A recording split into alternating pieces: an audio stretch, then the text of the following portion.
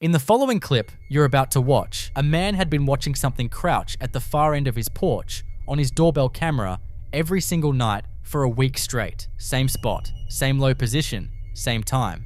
And on this particular night, he decided he was done watching it on a screen. He stepped outside, phone in hand, and started shouting into the dark that he'd already called the cops and had everything on film. The kind of confrontation that's supposed to end with a person running or an animal scattering. The porch is empty. The yard is completely quiet. Nothing moves. Watch.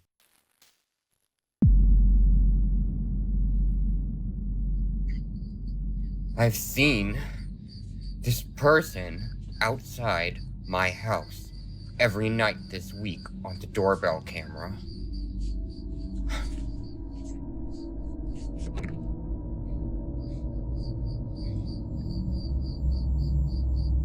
Whoever's out here,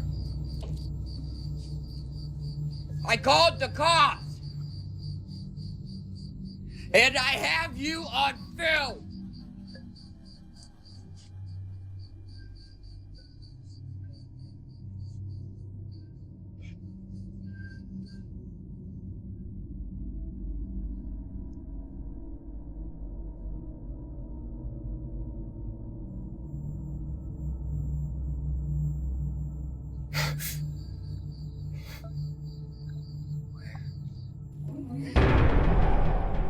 Oh my god! Oh my god! As he turns back toward the house, something is looking out at him through the slats of the blinds. A woman with long dark hair, a yellow top, and eyes that are completely white. No iris, no pupil, just blank, with her mouth slightly open in something that sits just wrong enough to not be called a smile. Then the blind snaps shut. And if you go back and watch the first pass along that window, there's nothing visible through the slats at all, which means whatever was standing inside that room either wasn't there yet or didn't want to be seen until he turned around. In paranormal research, entities that position themselves at windows and doorways are considered threshold presences, beings that operate specifically at the boundary between inside and outside, observed and unobserved. And the white eyes reported across multiple cultural traditions are consistently associated with something that isn't fully human in its current form. A vessel, an apparition, or something wearing a shape it borrowed rather than grew into. The detail that lingers most is the week of crouching at the end of the porch, because whatever was out there every night wasn't lost or wandering, it was watching, and it had been doing it long enough to learn his schedule. So what do you think? Was something waiting outside that house all week for him to finally come out, or had it already been inside the entire time?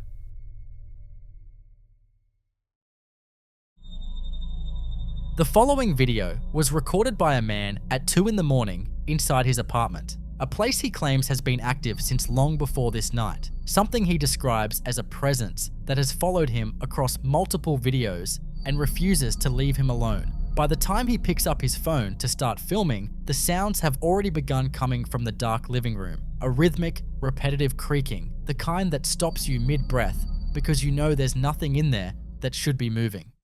Son las 2 de la mañana, se están escuchando ruidos en la sala.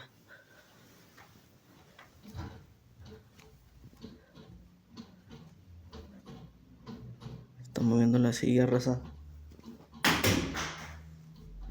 A la madre.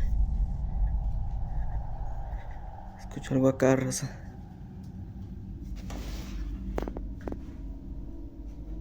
Un balón de desodorante.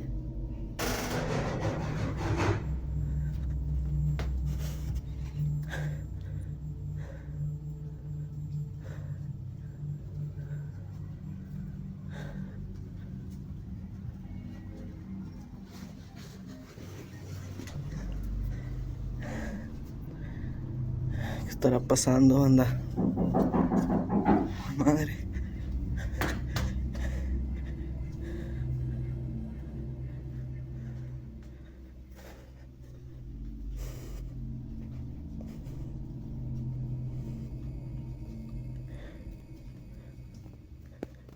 Some viewers think the sheer volume and variety of sounds in such a short window points towards something staged, and that's a fair argument to make. But others point out that poltergeist-type activity, a term rooted in German folklore meaning noisy ghost, traditionally associated with volatile, object-moving disturbances rather than quiet apparitions, often presents in exactly this pattern, escalating, chaotic, spread across multiple locations in the same space, and almost impossible to predict or document clearly. It didn't stop there. An hour later, he's back in the same bedroom, woken from sleep this time, and whatever he'd been dealing with at 2 a.m. had apparently not finished. Listen closely. Raza, son las 3 de la mañana, se siguen escuchando muchos ruidos allá afuera. Quieren abrir la puerta, Raza. ¿Qué está pasando? Ay, Dios mío.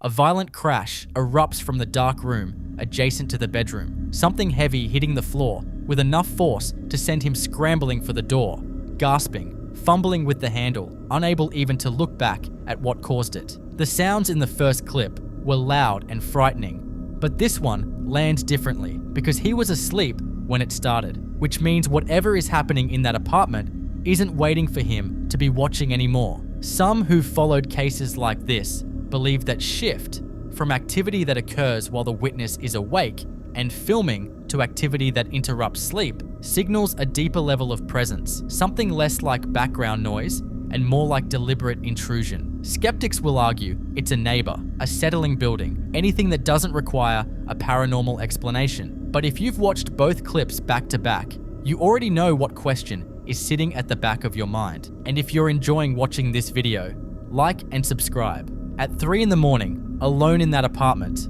what would you actually do?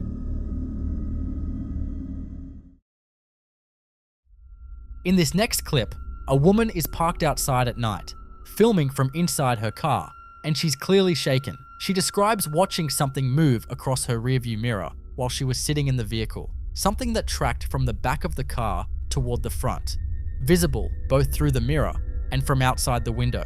According to her, every time she looked away, she'd lose it. But when she looked back, it was closer. Look closely at her side mirror. You'll see what looks like 3 shadow beings. I understand this is probably gonna sound insane or look like a blur to you, but I was crying. I watched this thing move across in my rearview mirror when I was driving back of my car to the front. I could see it from outside and in the mirror. It got out of my car, like staring at me, but if I looked away, I couldn't find it until it was closer. I have never felt fear like this. The hair on my arms was standing up. I was crying on the phone with my mom, waiting for my stepdad to come over because I couldn't believe this is what I really saw.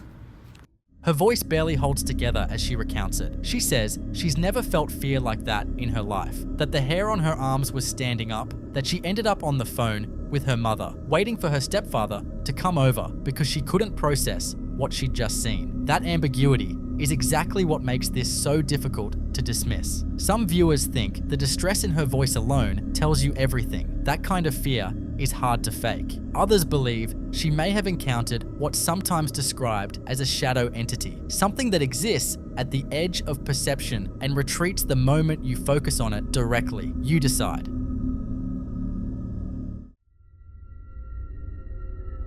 In this next clip, a man has been dealing with a relentless and escalating pattern inside his apartment, specifically centered around the doors, and not as a one-off event that could be brushed off and forgotten, but a sustained, ongoing situation that has pushed him to the point of grabbing his phone every time it starts. The first piece of footage is barely 8 seconds, but it's the sound that stops you cold. Watch.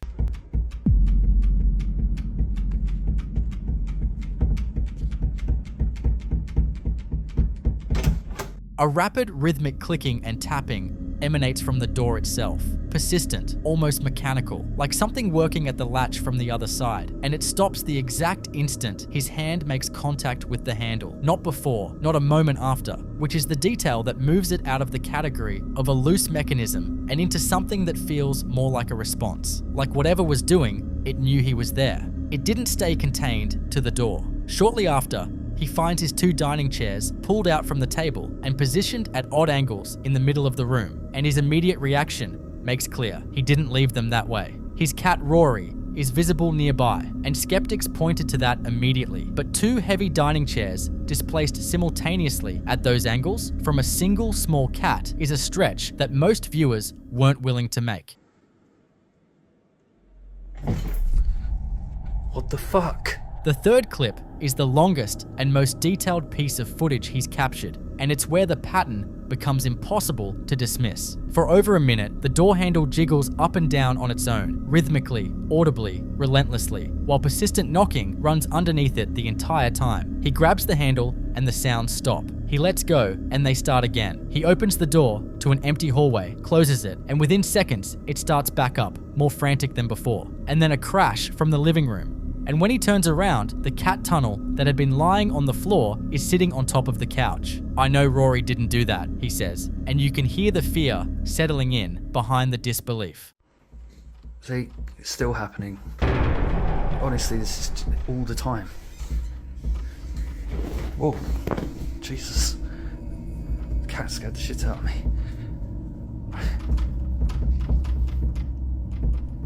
What the fuck? Rory, you were really scaring the shit out of me.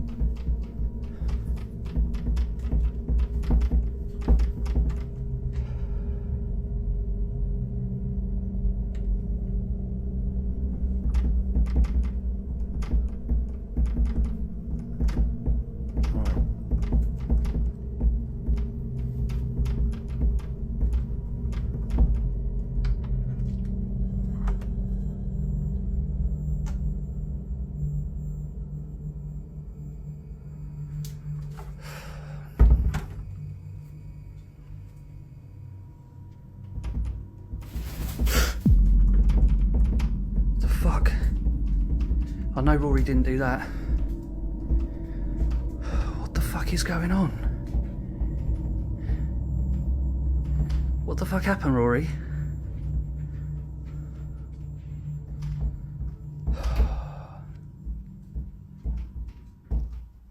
In paranormal research, this specific progression, isolated sounds, giving way to object displacement, activity concentrated around thresholds and enclosed spaces, escalating in intensity over time, is one of the most consistently documented patterns in poltergeist cases. An entity that builds and releases energy through physical disturbance rather than visual appearance, testing boundaries repeatedly until it finds one that gives. And then, on another night, locked inside the bathroom, the door rattles violently in its frame for over 30 seconds straight. And when he finally gets it open and stands in the doorway, a clear and distinct sound of rapid footsteps runs away from him down the hallway, light and quick, moving with direction, there and then gone.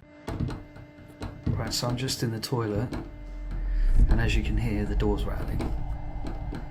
So I feel quite trapped. But I'm going to open it and see what happens.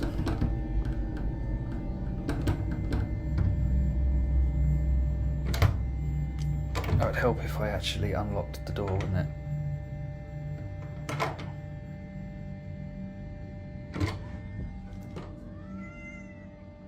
Was that you? That couldn't have been you.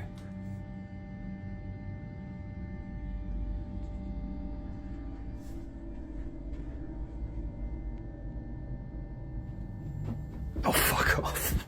That last detail is what changes everything, because a rattling door can be argued away, but footsteps running down an empty corridor have a specificity that's very hard to square with any environmental explanation. Whatever is in that apartment isn't just making noise anymore, it's moving through the space. It knows the layout, and it's been there long enough to stop being startled by him. So what do you think? Is this an intelligent presence, methodically testing every threshold in that apartment, or something residual and restless locked into the architecture of that specific space, unable to stop doing what it's always done?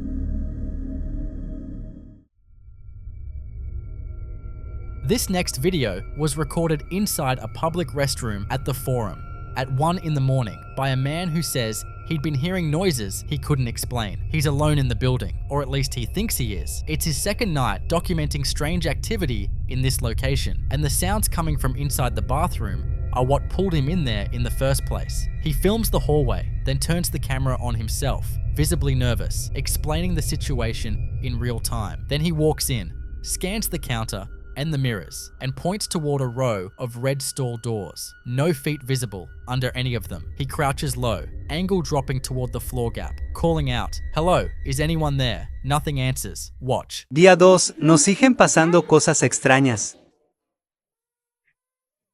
Miren lo que va a pasar. Es la 1 de la mañana, estoy en el baño de Forum, estoy completamente solo y estoy escuchando ruidos adentro del pinche baño. Vete a la verga, güey. Yo escuché ruidos que venían de allá. Ay, cabrón, no mames. Verga, güey, ¿qué pedo? No hay nadie. No mames, ¿qué pedo? ¿Qué es eso? ¿Hola? ¿Hay alguien aquí? No mames, ¿qué pedo? Hola. Hola, hola. Hola. No mames, no mames, no mames, no mames. The second stall door swings violently open with a loud bang, and he bolts. But if you listen closely, just before the bang, there's something else. A faint, high-pitched breath, almost like a child's gasp, right before the door moves. Some viewers think it's a hidden accomplice pulling a string. Others aren't so sure, because whatever made that sound, it doesn't quite match anything you'd expect from a person standing on the other side of a door.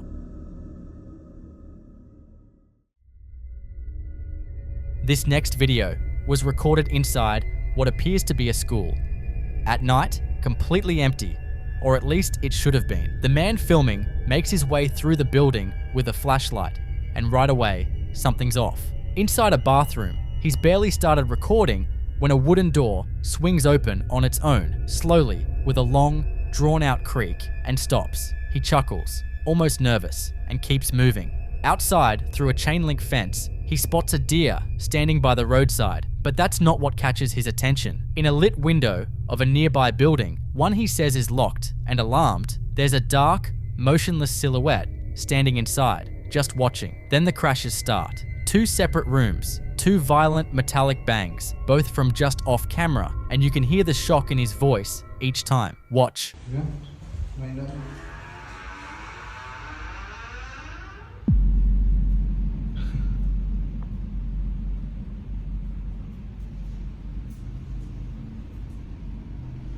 Esa puerta también. ¿Vieron? Dicen que mis videos son actuados, pero están viendo, no hay nadie. Estoy cerrando la puerta y miren, a lo lejos se ve como si estuviera alguien ahí. ¿Alcanzan a ver? El venado no, lo otro, ahí está. Y ahí no se supone que no hay nadie, vean. Ahí está alguien. Ya no hay nadie, ya puse la alarma y todo y vamos para que vean. Y miren, vengo a cerrar y ya me voy.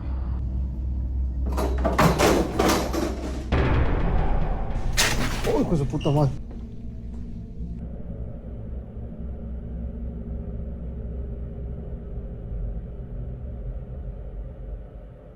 What gets people most isn't the door or even the sounds. It's that final shot. The security camera footage left running in the hallway. At the far left end, a tall, thin, dark figure slowly peers around the corner, holds there for a second or two, then pulls back out of sight. Some viewers think it's a shadow person, a term used online and in paranormal communities to describe dark, humanoid shapes that appear briefly and seem aware they're being watched. Others aren't convinced it's anything more than a person who shouldn't be there. But if that's the case, where did they go? You decide.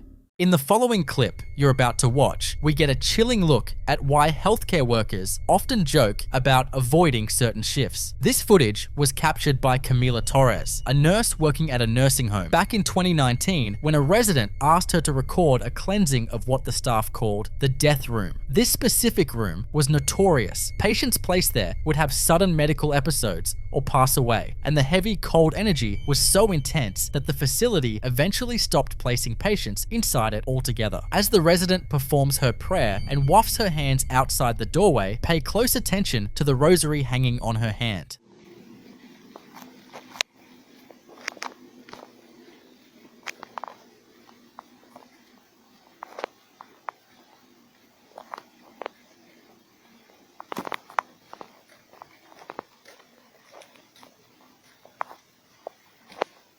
Father, I ask for your divine presence to fill this space.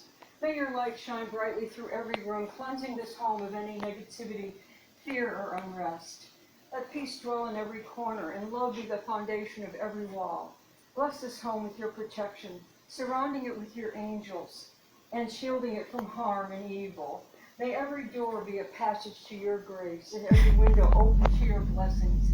In Jesus' name. Skeptics might write this off as a simple draft from a nearby vent, but a heavy beaded rosary doesn't just flutter like a piece of paper, it physically jumps as if tugged by an invisible hand. In paranormal theory, religious artifacts are often focal points for spiritual energy, and an entity occupying a space associated with so much trauma would naturally react aggressively to a cleansing. When a room accumulates so much transition and grief, it can easily become a magnet for something far more active that doesn't want to be evicted. But what do you think happened here? I'll leave you to be the judge.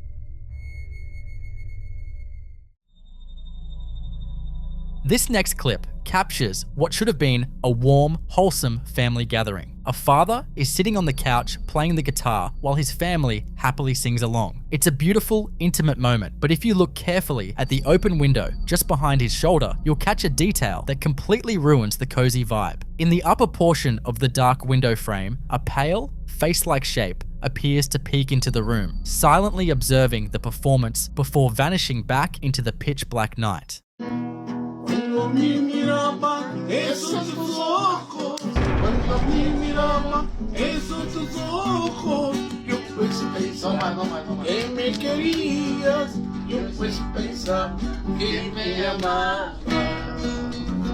Viene desde Perú acá, Chile,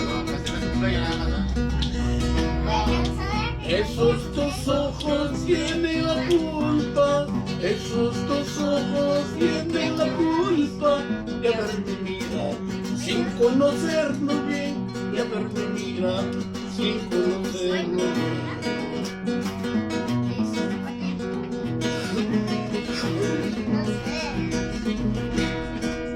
Cuando me besaban esos tus labios, cuando me besaron esos tus labios, yo pues pensaba que tú me amabas, yo pues pensaba. The chilling footage has left many convinced of its supernatural origin, with the creator herself agreeing, stating, "Si es un fantasma," which translates to, yes, it is a ghost. So, what exactly are we looking at, and why is it lurking there? In paranormal theory, spirits are often drawn to high vibration, positive human energy like music, laughter, and family bonding. Rather than a malicious presence, this could be an earthbound spirit, perhaps a deceased relative or a former occupant of the home, attracted to the warmth of the song. It appears to be acting as a silent spectator, temporarily drawing enough kinetic energy from the group's collective joy to make its fleeting, pale form visible in the darkness, simply wanting to feel a connection to the living world once again. So, what do you think? Was this a loving ancestor pausing to enjoy a family melody, or is something more sinister watching from the shadows of the backyard?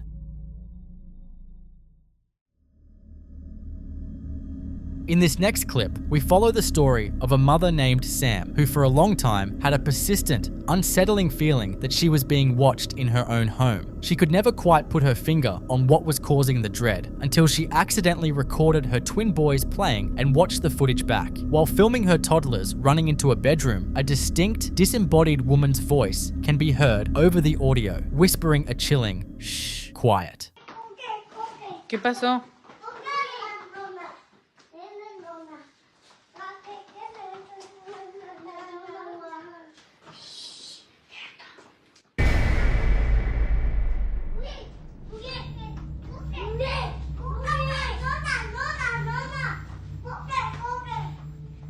¿Quién está en el cuarto?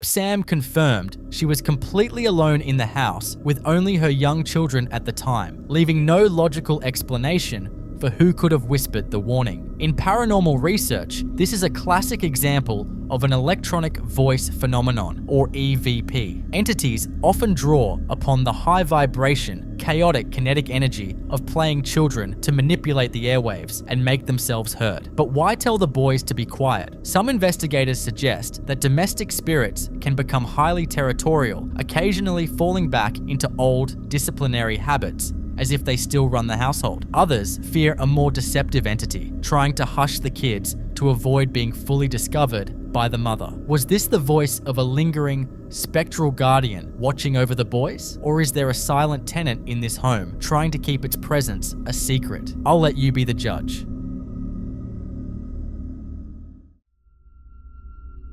In this next clip, we witness what happens when a haunting refuses to remain isolated to just one member of a household. This footage was uploaded by a terrified husband, but the camera is actually being held by his wife. Just a few days prior, he had a terrifying run-in with what he calls a knocking ghost while he was home alone. And then 3 later, the exact same phenomenon returned, proving that whatever is inhabiting their property has no intention of leaving. The activity actually began before she even had a chance to grab her phone, which is why the family dogs are already shown incredibly on edge, growling and pacing anxiously near the door. Realizing that the entity had returned, she quickly started recording to capture undeniable proof.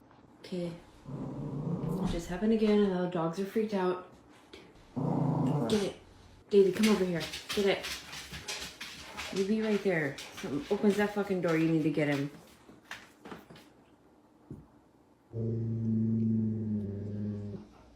Oh my god, I don't know if it's gonna happen again. It just fucking happened again.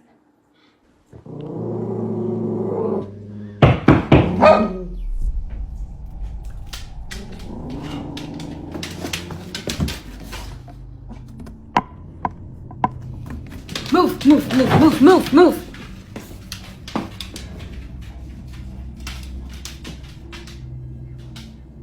There's fucking nobody there!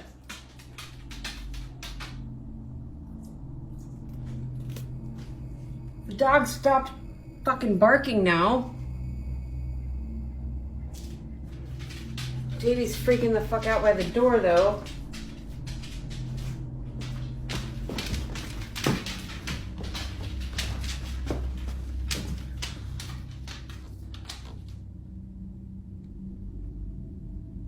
What is it?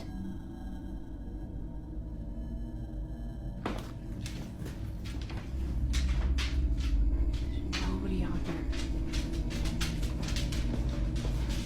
I'm not opening the fucking door anymore. As you can hear, she barely has time to set the scene before a series of violent, heavy knocks rattle the door leading outside, sending the dogs into a barking frenzy. The sheer force of the bangs suggests a physical presence right on the other side of the glass, yet the porch is completely empty. Whatever was demanding to be let in was entirely unseen, but its ability to physically rattle the frame of the house is undeniable. It didn't end there. On a separate day, the husband captured another occurrence, proving that the disturbance wasn't just a fleeting one-time anomaly. The knocking has become a relentless daily ordeal for the couple, slowly wearing down their peace of mind in their own home. It seems to happen at any hour, completely unprovoked, turning their sanctuary into a psychological pressure cooker. Here.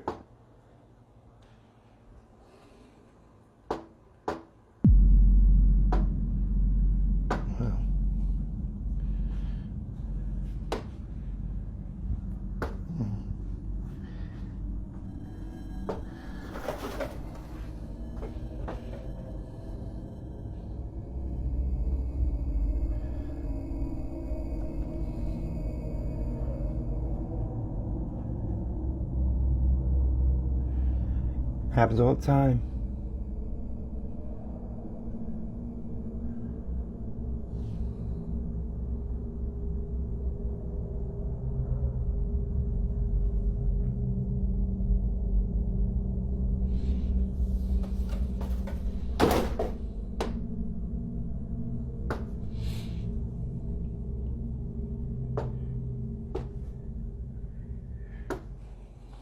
As the heavy rhythmic knocks rattle the door once again, the husband immediately steps up to investigate, determined to find a logical explanation. He walks straight to the glass pane, slides the lock, and throws the door open to catch the culprit in the act. But just like before, the back porch is completely empty. There are no neighborhood pranksters sprinting away, and no physical explanation for the loud pounding that occurred just a second prior. The absolute dead stillness of the yard only makes the noise more unsettling, proving that whatever is demanding to be let in doesn't need a physical body to make its presence felt. It is a bold, broad daylight manifestation that shows this entity is actively testing its boundaries, mocking their attempts to secure the home. But the true source of this terror may lie just beyond the porch, hidden in the thick tree line bordering the property. Desperate for answers, the husband decided to film the pitch black woods behind their house, sensing that something was watching them from the dark. If you look carefully into the shadows near the fence line, you'll see a tall, dark, human-like figure silently lurking among the trees, shifting slightly in the darkness.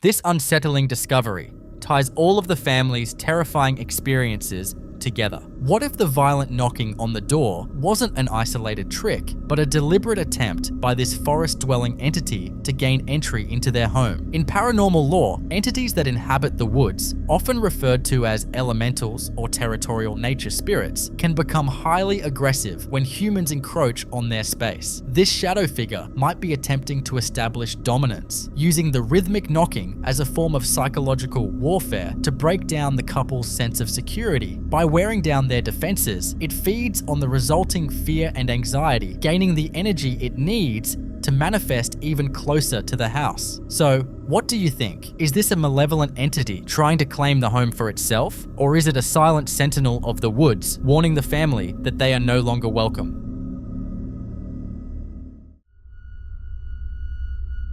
In this next clip, we travel to the dense, ancient forests of the Appalachian Mountains, a region as famous for its rich natural beauty as it is for its deeply unsettling folklore. The homeowner, a local herbalist who frequently harvests plants and works closely with the surrounding wilderness, began noticing a strange, heavy shift in the atmosphere of her property. Her suspicions were confirmed during the day when her outdoor security camera captured a bizarre, high-speed anomaly in her backyard. If you look carefully at the area right next to the parked camper trailer, a small, pale streak of light shoots across the screen at an impossible velocity.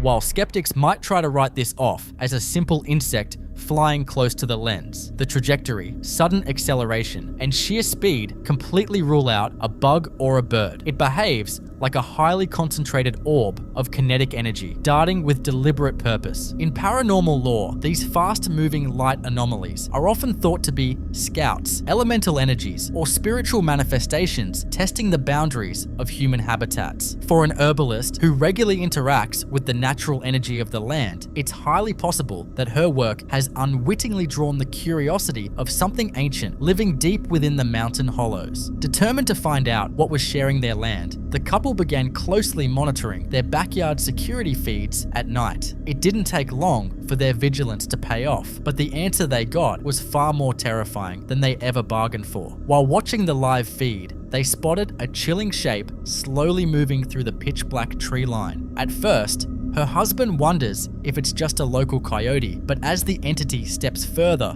into the illuminated clearing, the sheer horror of the situation sets in. Okay, so alarms are going off and the rooster's going nuts. We caught some coyotes in the backyard.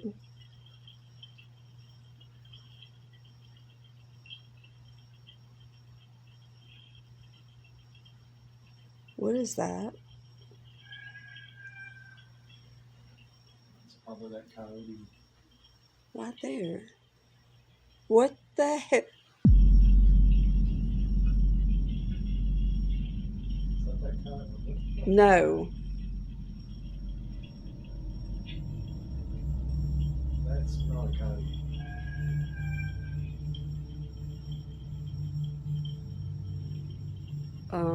That's a fucking person.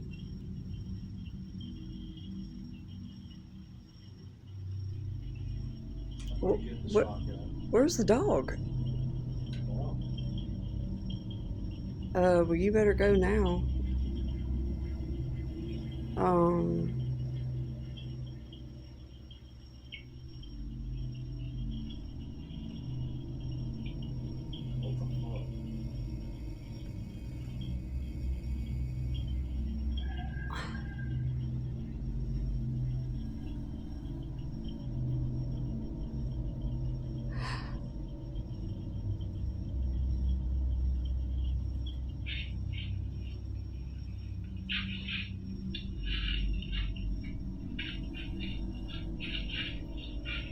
What the fuck, man?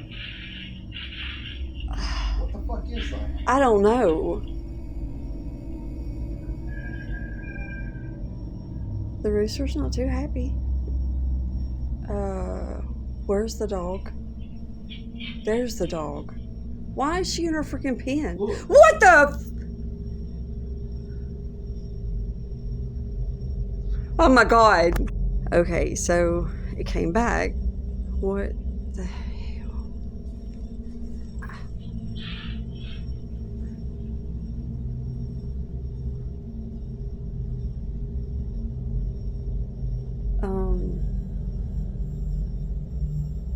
There's Lucy right there. Yeah, but you see where it's standing? Yeah, it's looking in the window at you. It's at our window. What? It's a good way to get shot in the face.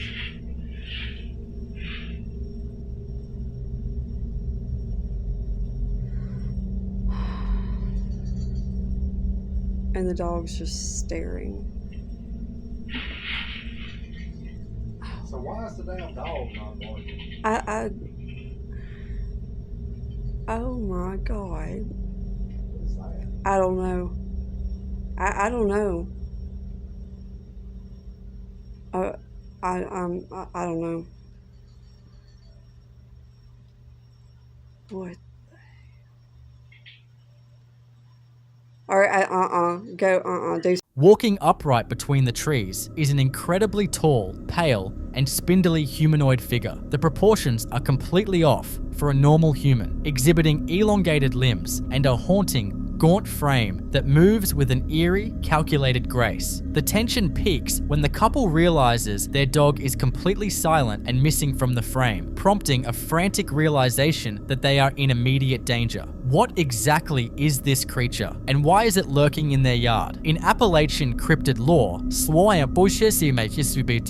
sightings of these pale crawlers or forest-dwelling entities are shockingly common. These beings are believed to be ancient, reclusive dwellers of the deep woods and cave systems, highly sensitive to human presence. It's highly likely this entity was drawn to the property by the herbalist's active engagement with the surrounding forest, viewing her as an intruder in its territory, or perhaps as a source of curiosity. So, was this an ancient resident of the mountains, merely observing the homeowners, or is this pale figure hunting for a way inside? I'll leave you to be the judge. In the following clip you're about to watch, we see a terrifying example of a child interacting with something that an adult is completely blind to. A mother is just casually filming her little boy, Jensen, while he lines up his toy cars on the living room floor. It's a completely innocent, quiet moment, right up until a sudden noise echoes from the other side of the room.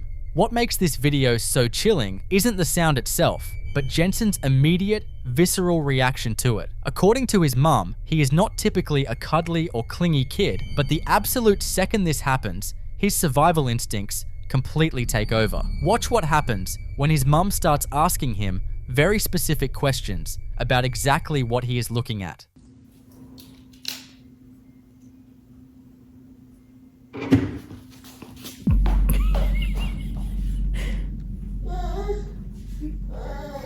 What? It's okay. Do you see someone? Yes. Who do you see?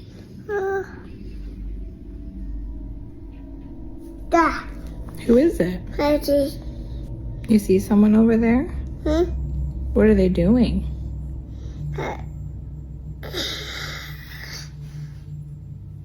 That's what they're doing? Yes. Are they scary? Are they nice? Like, do you want to go play with them? They're not there no more? Yes. They are?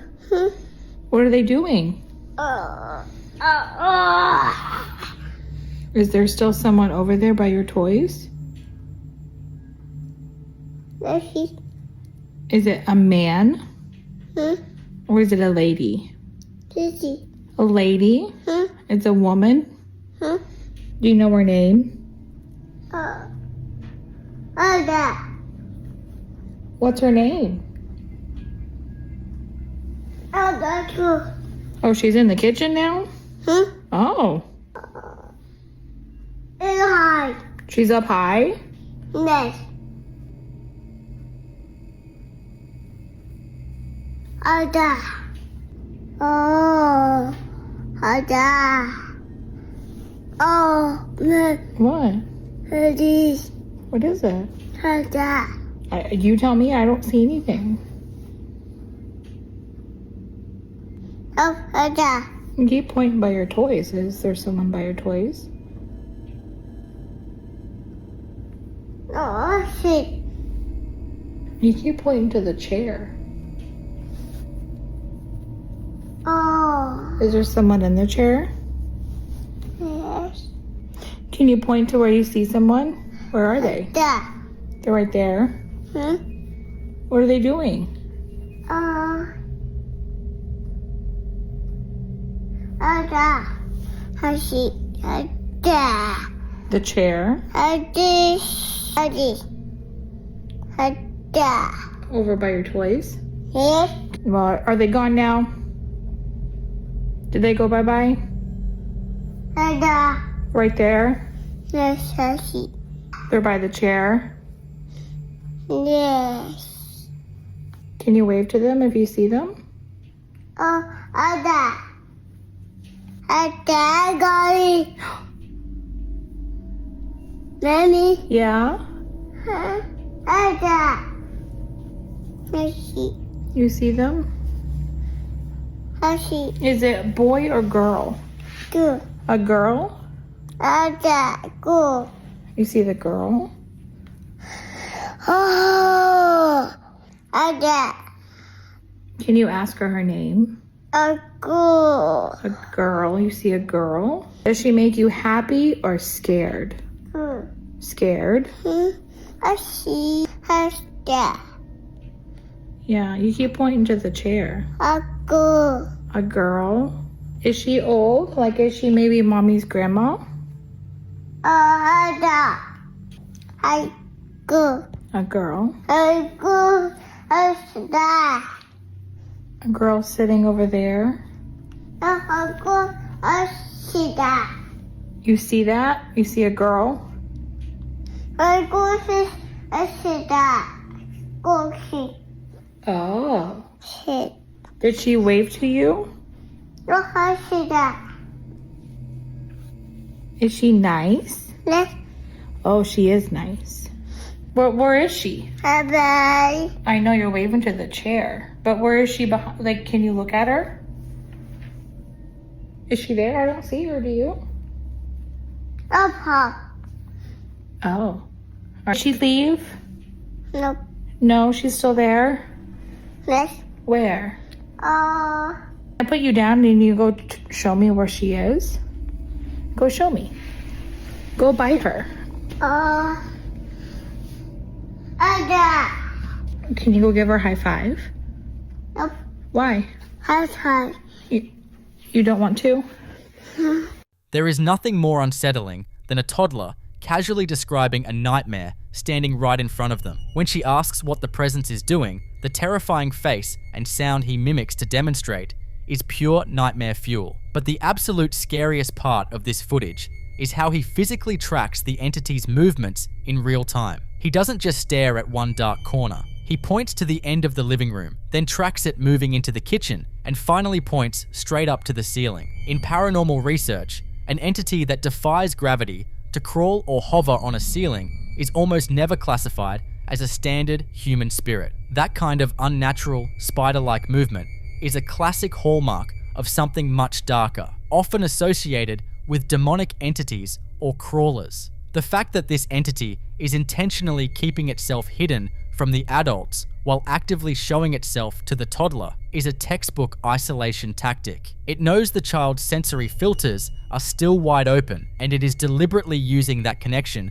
to feed off his pure, unfiltered panic. After little Jensen's terrifying encounter with whatever was crawling on the ceiling, the family understandably set up a security camera to see what was actually happening in their living room. And a few days later, the camera caught another incident. The older brother, Tucker, is just getting ready to head out with his mum, but as he's standing there, the environment is clearly highly active. Keep your focus on the little toy duck sitting completely by itself in the middle of the floor, and keep an eye out for the strange, illuminated anomalies floating through the air. Watch Tucker's body language closely too. It looks like he might actually catch a glimpse of the movement out of the corner of his eye before they walk out the door.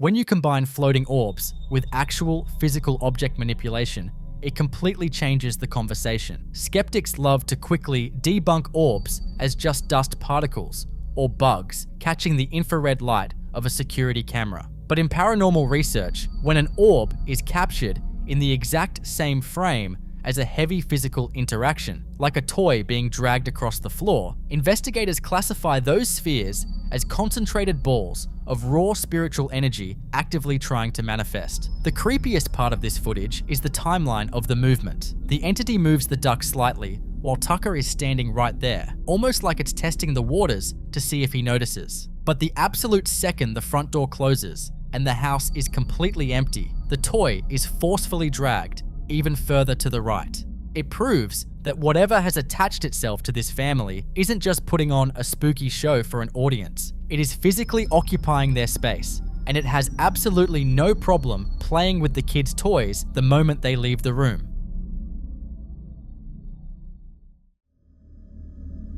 In this next clip, we look at the absolute worst case scenario for anyone who lives by themselves. The guy filming this is just returning home after stepping out for the night. As he walks up to his house, he casually glances up at his second-story window, but instead of the dark, empty room he was expecting, he sees something that stops him completely in his tracks. Someone, or something, is already inside, looking right back down at him. Keep in mind, his caption explicitly states that he lives completely alone. No mamen. Acabo de llegar del trabajo y vean lo que estoy viendo en la ventana. No mamen.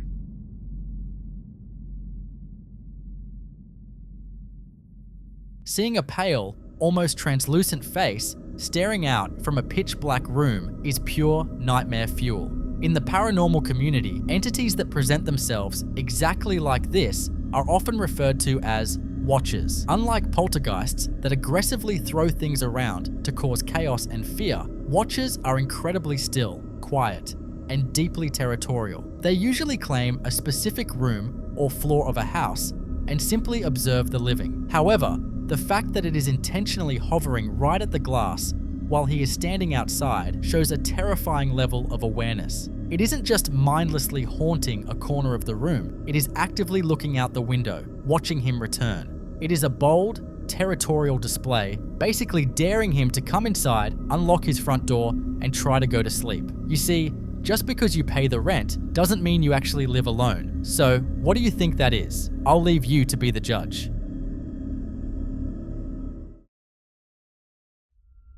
In this next clip, we tap into one of the most primal fears you can experience. You're home completely alone, locked in your bedroom, when someone starts knocking and calling your name in your mother's exact voice. The only problem, the first time this happened, she was actually on the phone with her real mum at that exact moment, who confirms she isn't anywhere near the house. When dealing with a mimic, the golden rule is to never respond and never open the door. But watch what happens when she refuses to answer and the entity decides it's completely tired of waiting in the hallway. Hey guys, I'm home alone and I'm getting ready for bed. Adrena! Mom? Are you home? Adrena! Are you there? Wait, I thought you weren't gonna be home for another 30 minutes. What? Adrena!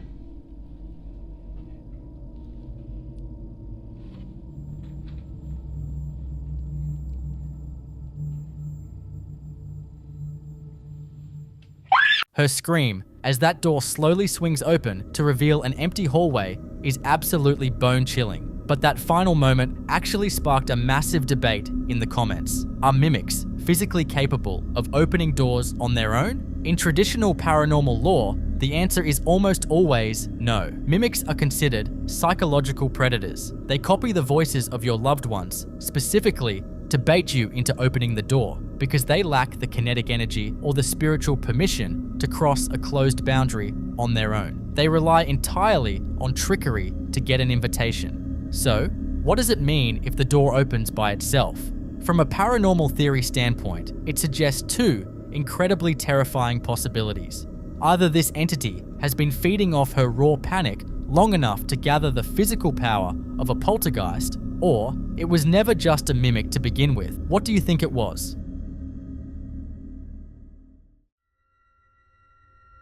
In this next clip, a man was walking through the Valley Plaza Mall late at night, long after the stores had closed and the crowds had gone home. It should be dead silent, but as he's walking past the dark storefronts and empty massage chairs, he hears something that immediately makes his blood run cold. The distinct, echoing sound of children laughing. So, he immediately pulls out his phone to document it and manages to capture the giggling on camera. But as he's trying to figure out where the sound is coming from, he notices something moving in the shadows down the hall. Keep your eyes on the dark kiosk counter in the distance and listen closely.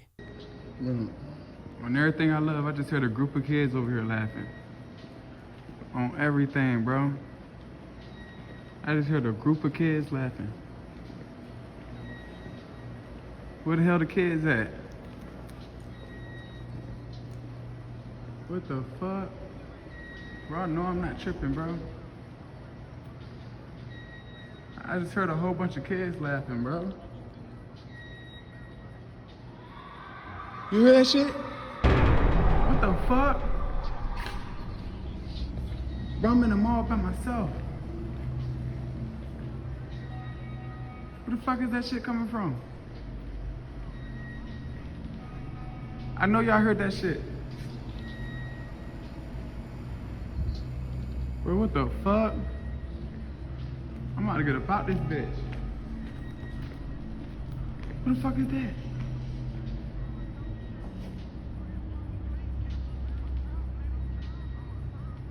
What the fuck is that? Staring right at me.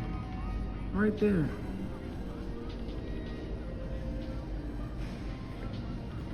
My heart beating fast as fuck, bro. I'm scared as fuck.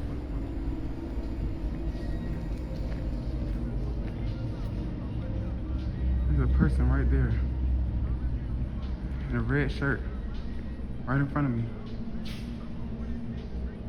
Right there, y'all see him. There's a person right there. what the fuck going on? He just standing there.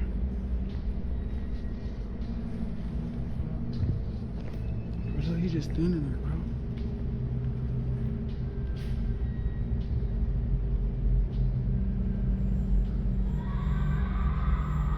Bro, I'm out of here. Hearing a child's laugh in an abandoned or empty space is basically the ultimate horror movie cliche, but in the paranormal community, it is actually taken very seriously. There are generally two schools of thought when it comes to phantom children. The first is that it's residual energy. Moles are places of high emotion, excitement, and energy, especially for kids. That intense joy can basically get recorded into the environment, playing back like a broken tape when the building is quiet. However, the second theory is much darker. Many investigators believe that malevolent entities will actively mimic the voices of crying or laughing children. It's a predatory tactic designed to instantly lower your guard and trigger your natural instinct to go investigate and help. When you combine that phantom laughing with a physical shadow ducking behind a counter in the distance, it looks a lot less like a residual echo and a lot more like an intelligent entity playing a very dark game of hide and seek, actively trying to bait him further into the dark mole.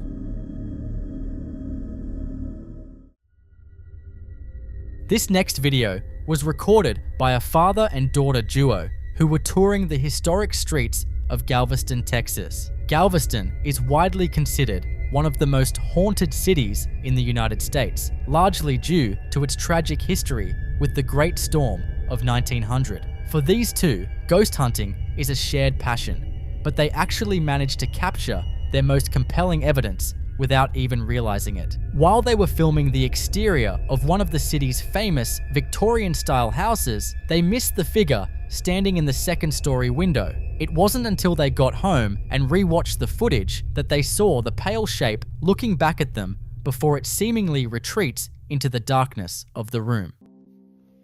Alright, so we took this video a while back. It's probably about 4 years ago when I took my daughter to Galveston. We're doing those ghost tours, and later we come back and my daughter says, "Dad, look, I think I got something on one of her live photos that she did." And we've always wondered if that was something, but y'all let me know what y'all think. We think it's somebody there, like a ghost, and then he disappears. Like he's in the frame, then he disappears in the window. Now I'm gonna zoom in on it and play it. It was a live, so I have to zoom in and then do it because it's hard to see the whole video, but when we saw it there, that's what we call it. Y'all tell me what y'all think this is. So like you see there's a guy right there, like the picture of him, and then if you look, it's like he walks away, like it walks from, he's there and then he just walks away like through the thing. So y'all tell me what y'all think about that. I don't know. I know it's kind of hard to see on there, and I was trying to zoom in and zoom out and trying to get a closer look at it, but the first picture I put, it shows like it's still framing me up close, and it looks like a guy with like a hat with the white, looks like a figure in that window. It said I had to try to zoom in because it's a live video, so if you push it one way, you have to zoom on it just right so it follows it. But I don't know. What do y'all guys think? Do we get something? Do we not get something? Is it maybe something? Could it be a ghost? Could it not be a ghost? I wanted to research more on that house because apparently there was a lot of stuff that went on in that house. If you've ever taken the tour in Galveston, one of them that goes by, we've taken a couple times just because me and my daughters, we love to go ghost hunting. But we've taken it a couple times. They showed us other pictures and stuff around there. Some other pictures other people have taken. But yeah, just let me know what y'all think. I mean, I talked to one of the tour guides that gave us the tour last time. I showed her that and she was like, yeah, I think that's something. So I don't know if she's saying that or what, but y'all tell me what y'all think. Galveston's haunted reputation comes from a massive amount of residual energy left behind by its turbulent past. These old houses are like sponges for spiritual activity, and sightings of figures in white are incredibly common in this area. Often, these are believed to be the spirits of former residents who are still tethered to their family homes, repeating their daily routines in a loop. However, the way this figure moves is what has paranormal investigators talking. A residual haunting usually doesn't react to the living. It just plays like a movie on a loop. But this figure appears to notice the camera and immediately moves away, which suggests an intelligent entity. It knew it was being watched and chose to disappear back into the shadows of the house. What do you think that was? Was that a spirit of old Galveston watching from the shadows? Or is it just a trick of the light? I'll leave you to be the judge. In the following footage, a Reddit user known as Melodic District 264 captures a series of events in what appears to be a service corridor or a storage section of an apartment complex. According to the uploader, he only began recording after hearing a distinct, violent sound while his back was turned. The sound of a heavy, yellow cable being smacked against the wall by an unseen force. He decided to investigate the source of the noise, venturing into the hallway with his phone camera ready. What he captures is a manifestation of movement that is difficult to explain through natural drafts or structural settling. Take a look. Nigga, something just smacked the fuck. Yo, nigga, what I say, nigga? I mean, I ain't that scared, but no mames. The footage shows a yellow cable suddenly tensioned and whipped against the wall with enough force to create an audible crack. In an area like this, one might look for a logical explanation, such as a localized gust of wind, but the way the cable is pulled back before the snap suggests a deliberate physical grip. Furthermore, as the camera pans toward the shadows at the end of the corridor, the atmosphere feels heavy, as if the camera is capturing a residual energy left behind in the bowels of the building. The uploader was so disturbed by the physical nature of this manifestation that he shared the footage seeking an explanation for the escalating activity. While skeptics might suggest a hidden line or a snag in the building's infrastructure, the speed and isolation of the movement remain baffling. Is it possible that the utility areas of buildings, often neglected and empty, can play host to this kind of unsettling activity? I'll let you come up with your own conclusions.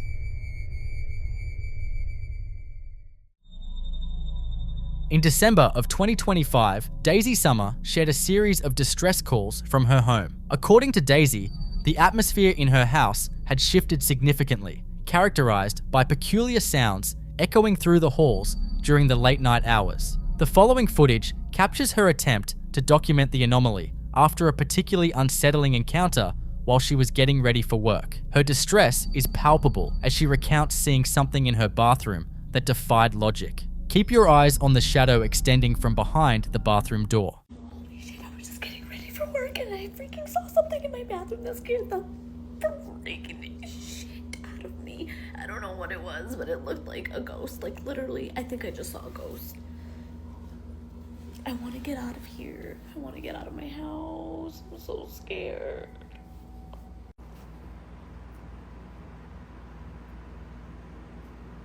It was like right there where those shadows are. Those are shadows from the towel right there. But there was like a shadow right there where those other shadows are. And it looked like a person. It looked like a ghost. Like right there. Oh shit. Holy fuck! Ah! You can see a dark, elongated mass is visible near the floor, seemingly separate from the natural shadows cast by the surrounding furniture. While some viewers initially suggested it was merely a trick of the light, the escalation occurs toward the very end of the clip. Just as she pans away, a dark protrusion, resembling a head or a limb, briefly extends from behind the doorframe into the hallway before she bolts in terror. The movement is fluid and lacks the jagged quality of a digital artifact or a camera glitch. In the realm of paranormal research, this behavior is often associated with shadow people, entities that are frequently reported as peeking from corners or lurking in the periphery of vision. Many researchers believe these manifestations are not just residual hauntings, but sentient entities that feed off of high-frequency human emotions, specifically fear and anxiety. By peeking out and then retreating, the entity may be deliberately testing Daisy, gauging her reaction to maximize the emotional output it can draw from her. Some viewers in the comments suggested that Daisy's sheer terror might actually be strengthening the entity's presence. One user suggested that instead of fleeing, she should have met the anomaly with anger or annoyance, theorizing that by removing the food source of fear, the entity would lose its ability to manifest physically. What do you think? Was this a temporary overlap of dimensions, or a predatory entity thriving on the atmosphere of a frightened household?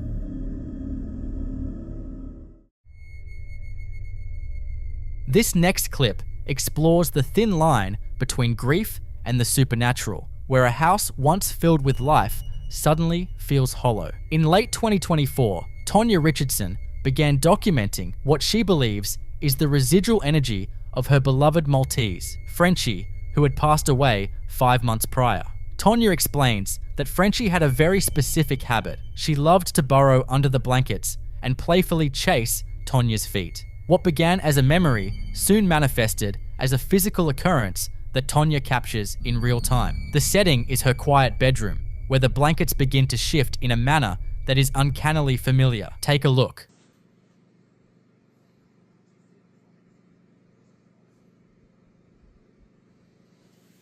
Y'all see that? My feet are literally right here. My blanket will just randomly move like that.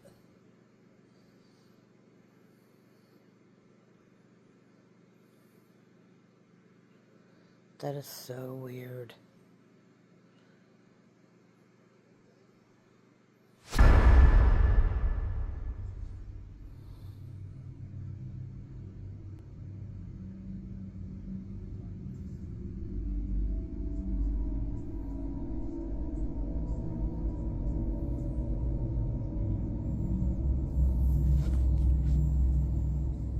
Stop! Y'all, my hair standing on my arms because that's creepy.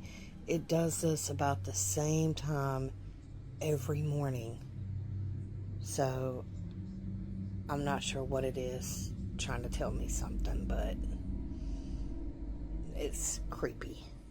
The movement captured is both fluid and localized. You can see the duvet bunching and sliding as if a small weight is pressing against it from underneath. While a draft or a mechanical fan might cause a light ripple, this particular motion has a distinct hopping quality. The blanket doesn't just flutter, it appears to be nudged by a deliberate physical force. It's an unsettling sight, yet Tonya speaks to the empty space with a sense of comfort, convinced that Frenchie has returned to her favorite spot. However, as the days passed, the activity didn't just remain a comfort, it became more frequent and intense. Skeptics often point to simple explanations like hidden pets or household fans, but Tonya was determined to rule out any logical interference. To provide context for the escalation, she decided to pull back the veil and show exactly what or what isn't behind the movement.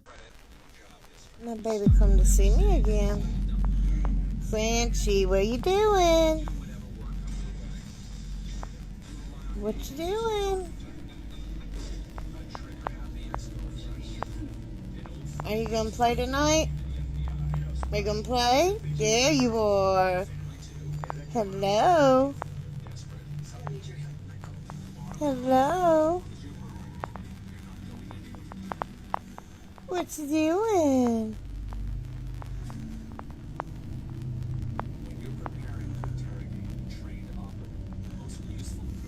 What you doing, baby?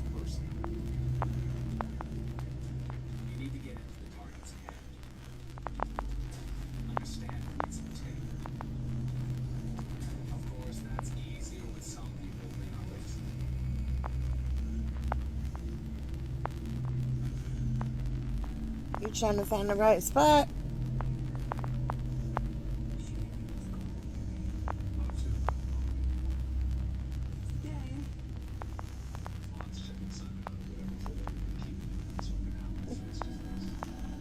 Just not finding the right spot, huh?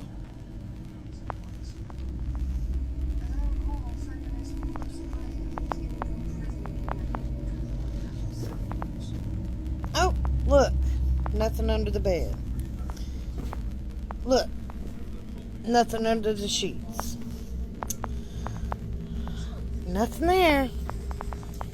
Nothing there.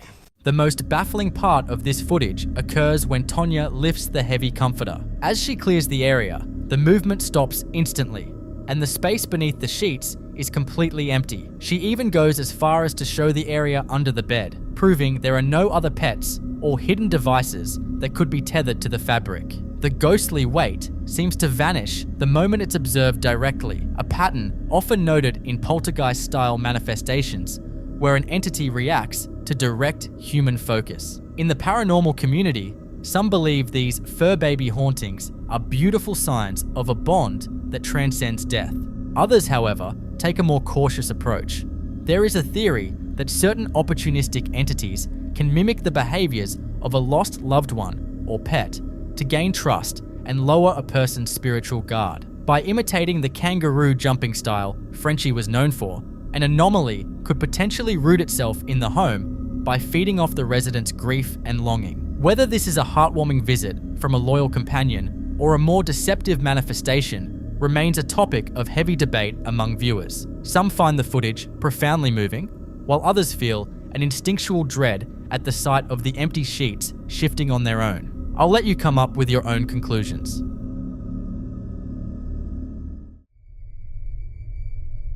This next clip highlights just how quickly a familiar space can turn hostile. In January of 2026, Perry and her roommate were at home alone when they were startled by a series of inexplicable sounds. The atmosphere within the apartment shifted from relaxed to high alert in a matter of seconds, as the duo began to suspect they weren't as alone as they thought. The footage captures their immediate reaction, and the sheer urgency in their body language is undeniable. Take a look. I'm recording. Wait. Do you hear that? Can you check the security footage?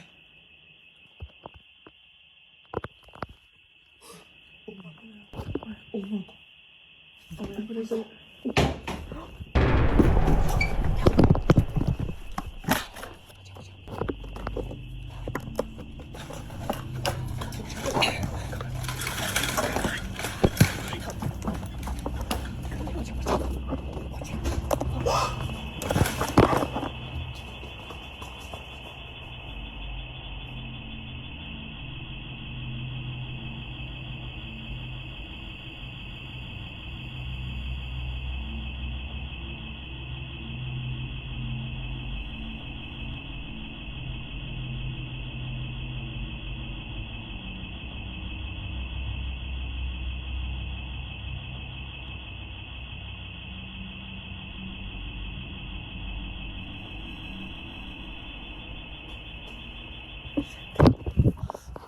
The panic is palpable as they move through the apartment, whispering and checking corners. Rather than risk exiting through the front door, where the sounds seemed to originate, the two roommates were so convinced of an intruder that they opted to flee through a window instead. However, the mystery only deepened when they later reviewed their security footage. A motion-sensing camera pointed at the kitchen began to track an invisible presence. The software identifies a person in the empty space just above a robot vacuum cleaner, tracking the anomaly as it moves across the floor, yet nothing is visible to the human eye. The escalation continued throughout the night, with the roommates capturing further evidence that suggests something far more complex than a simple intruder.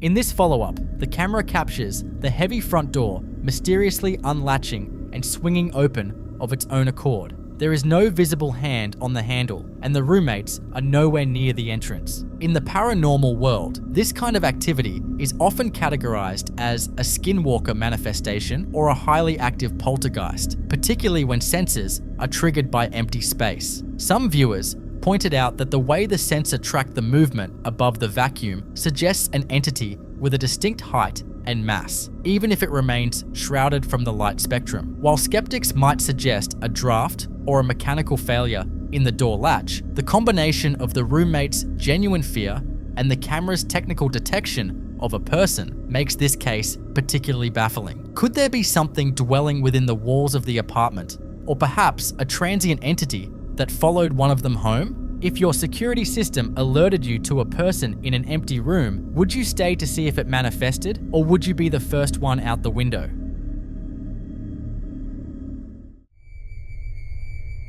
This next clip takes us inside a veterinary hospital, a place often charged with high stakes and deep emotional transitions. In late 2025, a veterinary professional named Renee shared footage that has left many in the medical community questioning what happens in these clinics after hours. Renee explains that while staying late to care for a sick colleague's pet and a puppy battling parvovirus, she and her co-worker, Tessia, were interrupted by a sound that simply didn't belong.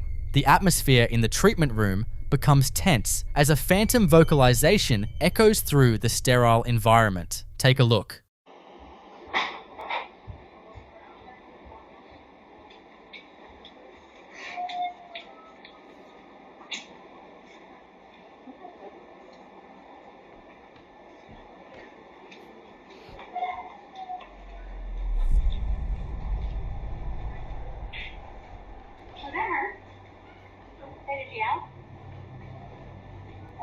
That's weird. Where is that coming from? It don't sound like it's coming from. Okay, so we still want to do banana bags, 15 mils an hour, head of starch, 4 mils an hour. It's coming from over this way. Alright. Medication, veterinol, 15 mils BID, ideal. Wait, is it Scarlet? Wait. I clicked it off before getting meds. Is somebody trying to dog up there? What's coming from up there? They may have done that when they switched the bag. Is it the new bag for it? No. Alright, guys, can I get that help? It's in the lobby. It's coming from the lobby. No, it's not. Where is that? It's not in here. What is that? What, phantom dolls?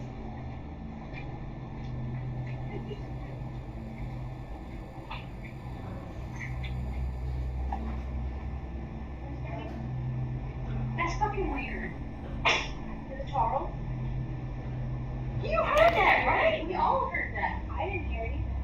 I didn't hear anything. What did you hear? A dog keeps yapping. Is it Dakota? No. Look at this coming from over here. Why don't you look at the front porch and make sure they didn't dump one or throw one in the pen outside or something? I didn't hear anything. You're not hearing that. Maria has heard it. I didn't hear it, no. You heard it, right? I heard it.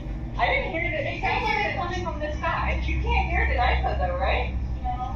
Look at that fence out there. It makes you somebody throw one in the fence.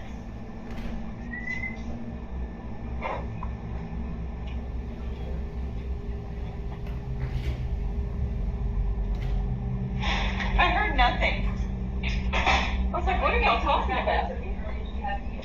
Yeah, that's a brand new bag. That's fucking bizarre. Yeah. That's I haven't heard it. I still haven't heard it. All three of us heard it. And it was coming from that. It sounded like it was in that room or something. Like it sounded like it was like right behind the board. We're gonna play that back. I didn't even hear anything. Can you play it like specifically in those rooms or anything? As you can hear, a distinct, mournful canine cry fills the room. Renee notes that there were only 4 animals present at the time: a cat, an elderly Great Dane, the sick puppy, and an old healer. None of them were vocalizing, yet the sound is clear and persistent. In paranormal research, hospitals and clinics are often cited as hotspots for residual energy, places where intense life and death moments leave a permanent echo. Some believe this could be the spirit of a recently euthanized pet, perhaps still seeking comfort in a familiar setting. However, the activity at this hospital isn't limited to just sound. Renee later shared surveillance footage from the kennel area that suggests a much more physical presence.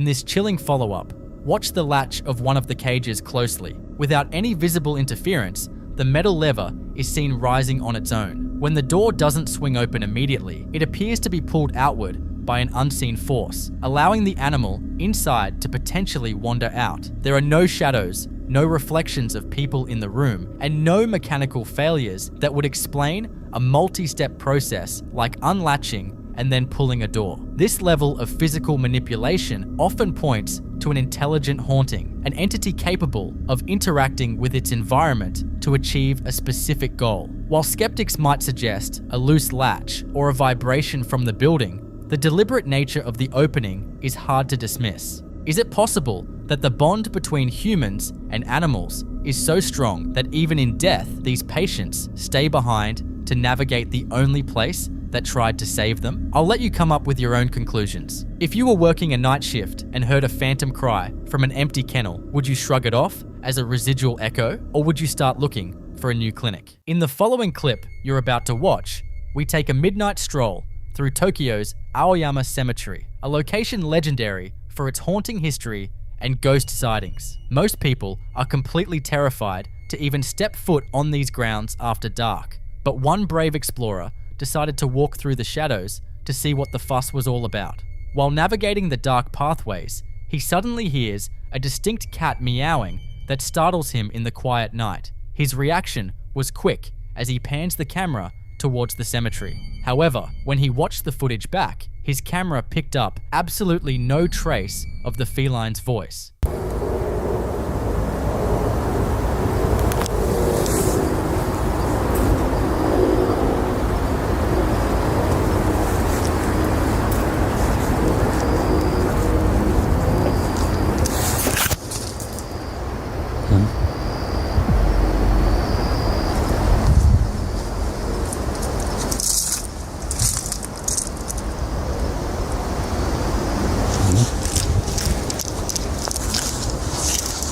But the missing audio isn't the most disturbing part of the walk. If you look carefully, when the camera turns into the cemetery area, a dark, shadow-like entity can be seen lingering amidst the tombstones. He was completely oblivious to its presence in the moment, not until people in the comments pointed his attention to it. So what exactly was stalking him from the dark, and why did it mask itself? In paranormal research, entities often use auditory trickery, known as phantom sounds, to disorient or distract a person. This could be an earthbound spirit, perhaps a residual energy of someone buried there, projecting the familiar sound of a meowing cat to lower his guard. By mimicking a harmless domestic animal, the spirit may have been trying to siphon his kinetic energy or lure him off the path while its shadow form observed him from the safety of the graves. Was this just a lonely soul using a familiar sound to draw a living connection, or was a predatory entity trying to lure him deeper into the dark?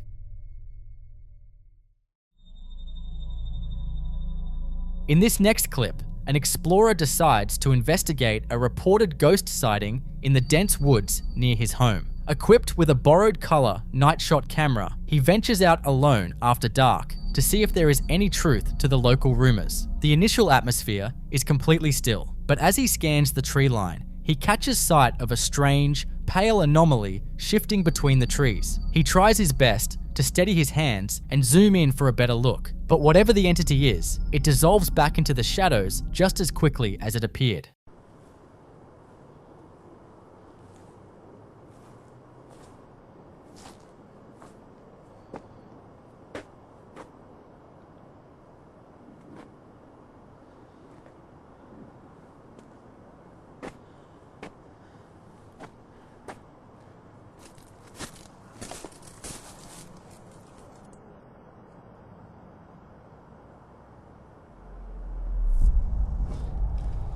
Where's it gone? There was something there. Sure I saw something. Where is it? It was around here somewhere.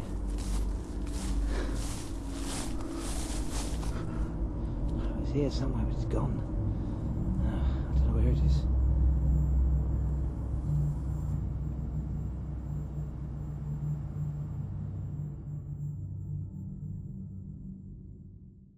But the story didn't end in the forest. On a separate night, the creator experienced a deeply unsettling scenario. The realization that whatever presence you disturb in the wild might just follow you back to your personal space. While checking on a sudden disturbance in his own backyard, his camera picks up another pale, ambiguous figure moving stealthily behind the bushes.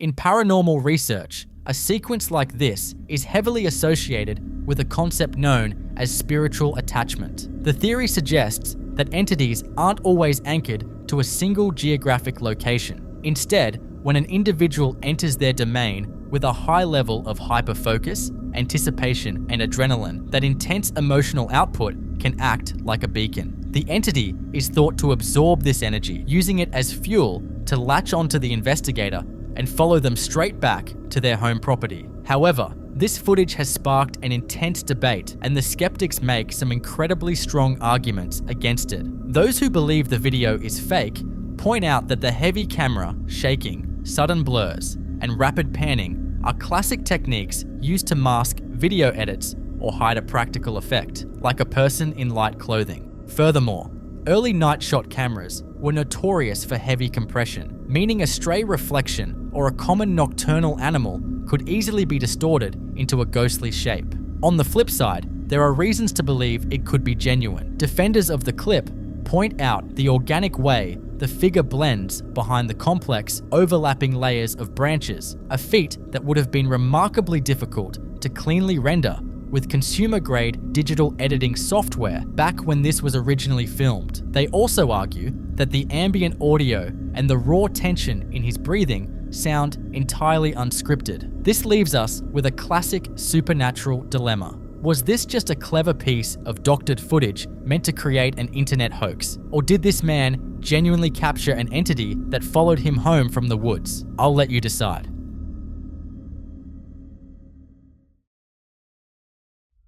In this next clip, an Uber Eats driver named Marcus captures a bizarre chain of events while making a late-night delivery right next to a cemetery. While on his route, he begins hearing a heavy tapping and vibrating sound against his passenger window.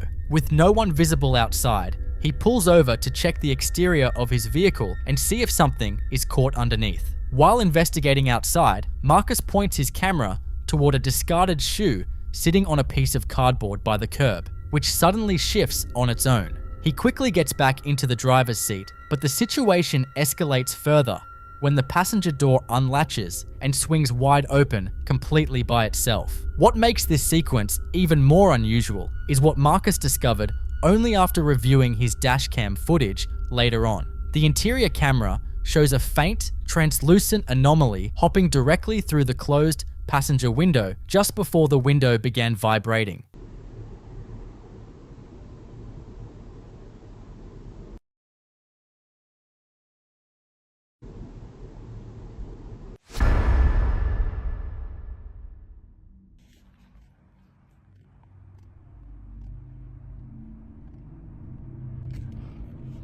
Doing my usual Uber eating, dropping off some food. I swear this all address gotta be set by the cemetery, bro. I see this again, I'm just not gonna accept it. I'll tell you that.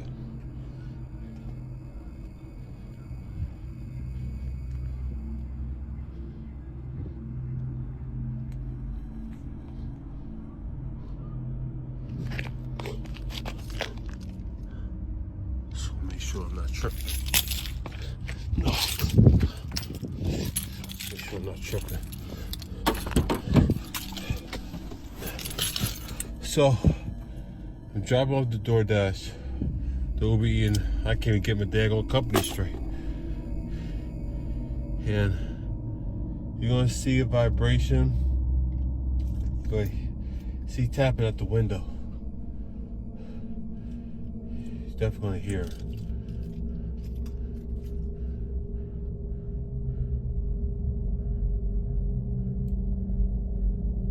What the fuck? What the fuck was... Oh, hell no. Hell no.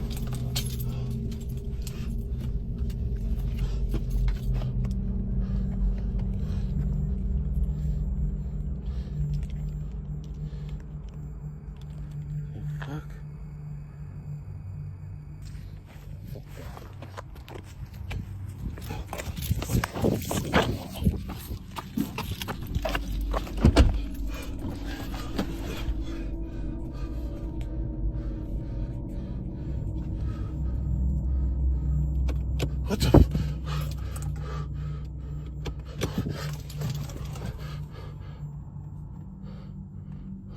Why?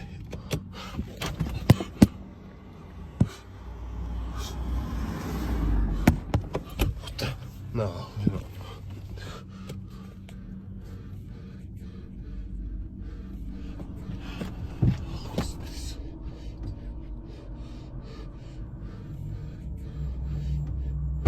Oh hell, what the fuck was shit? Shit at me. Shit. Hell no. Hell. Oh, no. Nope. No. No. No.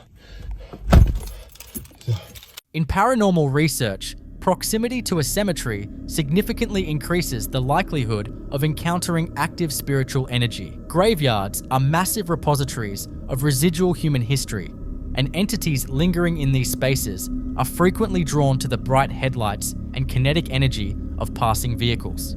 The anomaly caught on the interior camera points toward a deliberate manifestation attempt. Because spirits lack a physical form, they must manipulate nearby objects, like the roadside shoe, or generate intense kinetic force to make their presence known, which directly explains the sudden, heavy vibrations on the window glass. Furthermore, unlatching and opening the heavy car door suggests the entity was executing a clear progression of activity, moving from outside disturbances to a physical invasion of Marcus's personal space. By utilizing the ambient energy of the environment, the presence managed to cross structural boundaries that would normally keep the physical world separate from the spiritual. So, do you think Marcus unwittingly invited a restless soul into his passenger seat? Or was this cemetery entity actively looking for a way to escape the confines of the graveyard?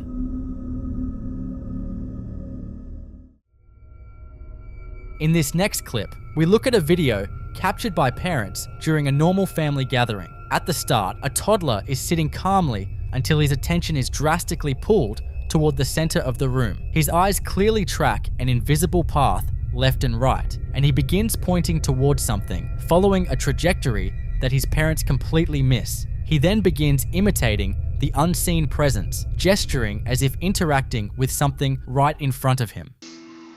Non. Il est drôle avec son petit nom, hein? Il est vraiment dans Terrible 2, là, tu sais. Qu'est-ce que tu checkes là? C'est des fantômes, mon amour!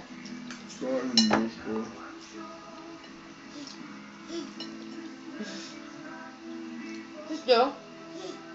Qu'est-ce qu'il y a? Hein? Qu'est-ce qu'il y a? Quoi? Hein? Quoi? Parle! Parle!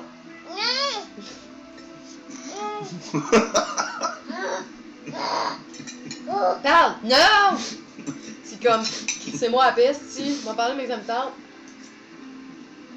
Je m'inquiète pas, tu vas parler en tabarouette. Ah maintenant, on va dire, Colin, te rappelles-tu quand tu parlais pas? Est-ce qu'on était bien, hein? Parce qu'il va me poser plein de questions tout le temps. Pourquoi papa ça? Pourquoi papa ça? Pourquoi maman ça? Pourquoi maman ça? On va bénir le temps où il faisait juste encore des sons.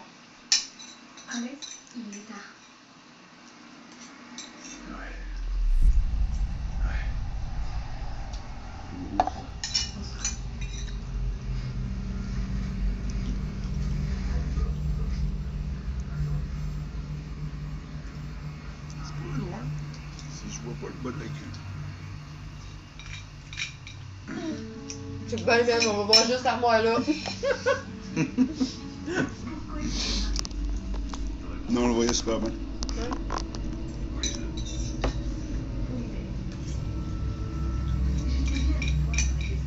Il a caché là.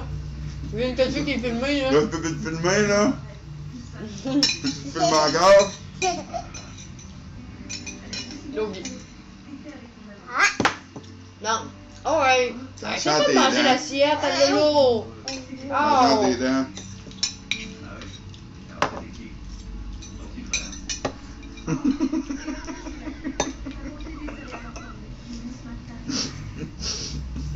C'est bon là. Is it?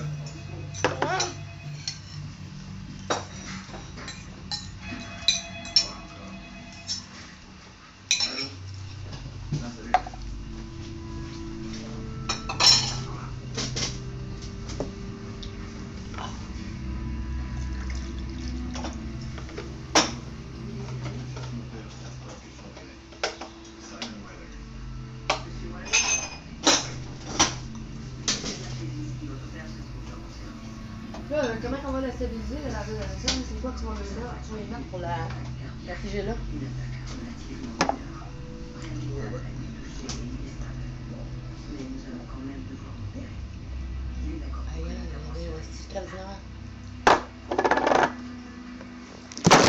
Moi, il y a personne qui t'avait donné à manger, hein? Young children are widely believed to possess a heightened sensitivity to spiritual phenomena.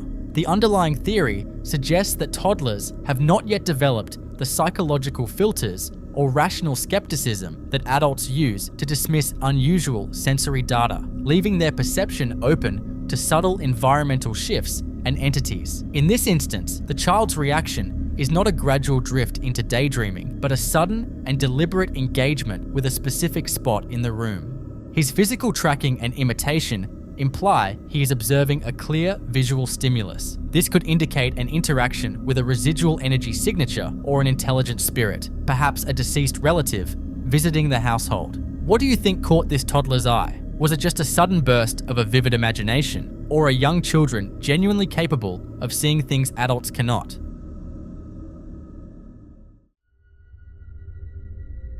In this next clip, a family grieving a loss experiences a beautiful and bizarre moment of farewell. The on-screen text translates to, "If they hadn't recorded it, we wouldn't have believed it," as the family describes their belief that their deceased sister used a white, star-shaped foil balloon to navigate the house one last time to say goodbye and apologize to her brother. As you watch, the balloon moves down the hallway and enters the bedroom, where the brother is sitting quietly on the edge of the bed. Instead of drifting aimlessly toward the ceiling or being erratically pushed by a draft, the balloon appears to travel along a deliberate path, hovering directly in front of the young man. The most compelling detail occurs toward the end of the footage, when the brother suddenly flinches and stands up quickly from the bed, reacting as if someone had just physically touched him. Watch.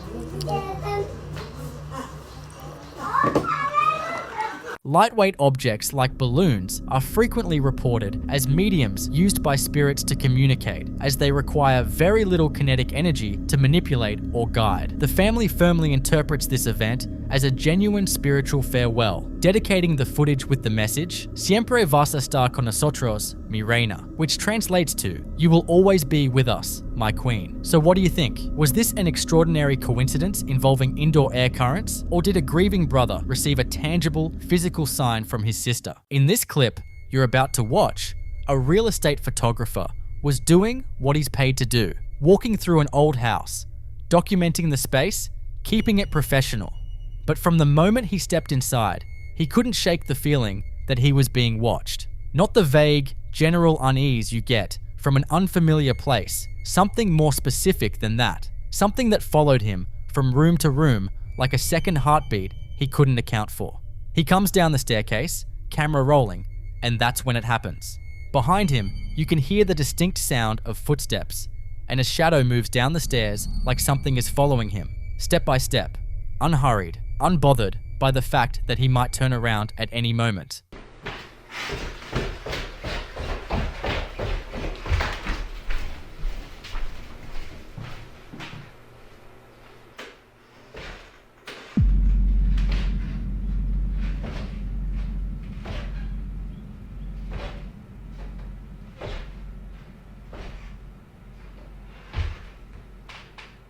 He's the only person in that house.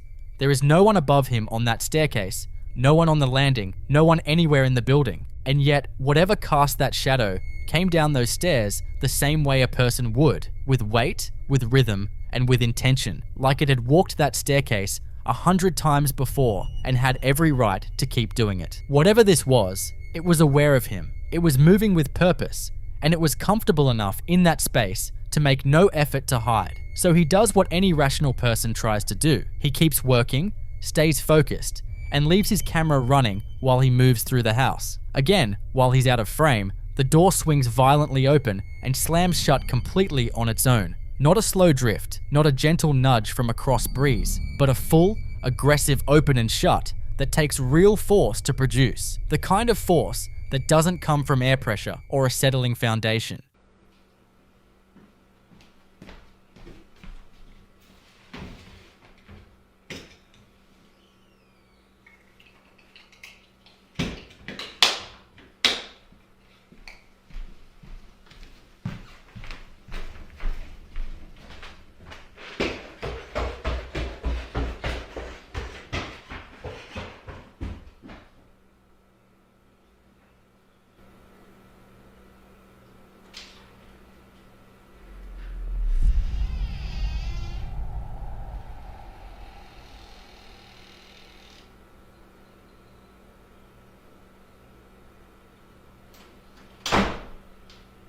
In paranormal research, doors are considered one of the most significant objects an entity can interact with because they represent barriers between rooms, between safety and exposure, between the known and the unknown. When an entity manipulates a door with that level of aggression, it isn't residual and it isn't accidental. That is intelligent activity. That is something making a deliberate statement about who actually controls that space. The photographer came in to do a job, but whatever lives in that house had already decided it wasn't interested in having a guest, and it wanted that point made clearly. But what is drawing this kind of energy to this specific location in the first place? That answer might be buried in the ground just outside. There's an old belief, one his dad apparently held firmly, that certain flowers only grow where a body has been laid in the earth, that something in the process of decomposition changes the soil in a way that pulls specific plants to the surface like a quiet botanical confession.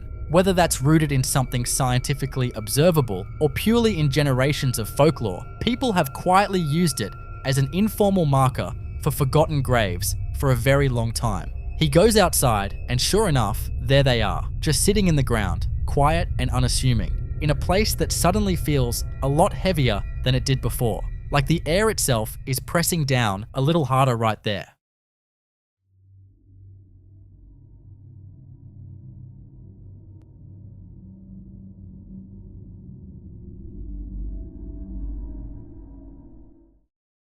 And then he goes back.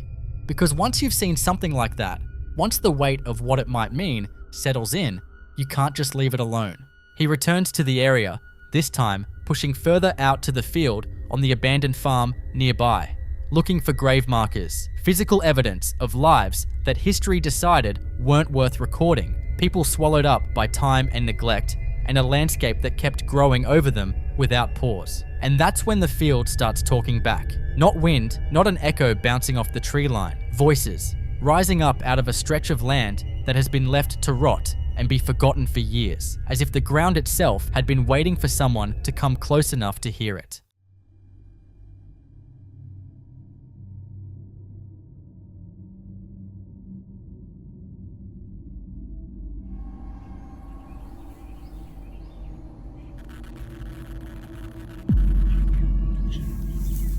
And here is where the full picture snaps into focus. The shadow that followed him down the stairs. The door that slammed with enough force to make a point. The flowers growing silently over what might be unmarked graves. And now voices surfacing from a field that may be sitting on top of people who never got a proper burial, never got a headstone, never got anyone coming back to remember them.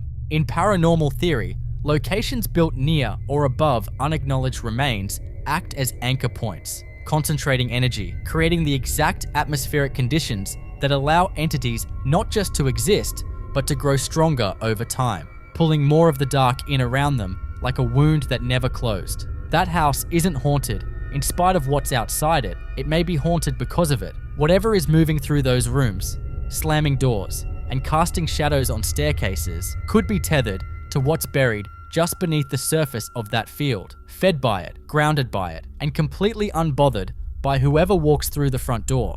So what do you think?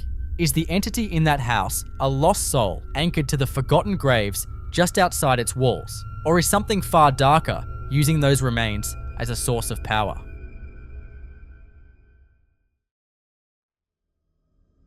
In this next clip, a singer going by long-winded music on TikTok was doing something completely ordinary, filming a quick video to invite people out to watch her band perform, the kind of casual, throwaway content that takes 30 seconds to record and means nothing beyond the post itself. Except that somewhere between hitting record and hitting post, she captured something in the closet directly behind her that she almost certainly didn't notice in the moment. There's a shadow, a shape, something with enough density to register on camera, shifting inside that closet while she's standing right there, completely unaware. Not a hanger swaying, not a curtain catching air, a figure moving with the kind of slow deliberateness that puts it in a completely different category from anything you'd want to explain away. I just want to know how I can get people to come to our shows.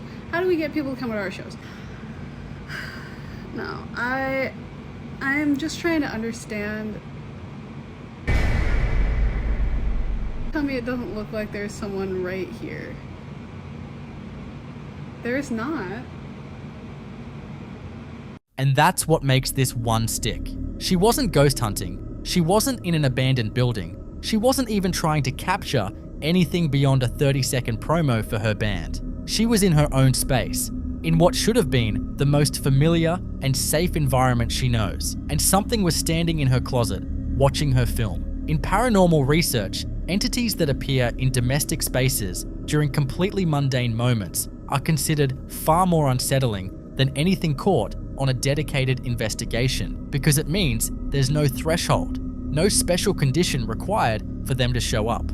So what do you think? Was that something passing through, or does long-winded music have a permanent audience she never agreed to?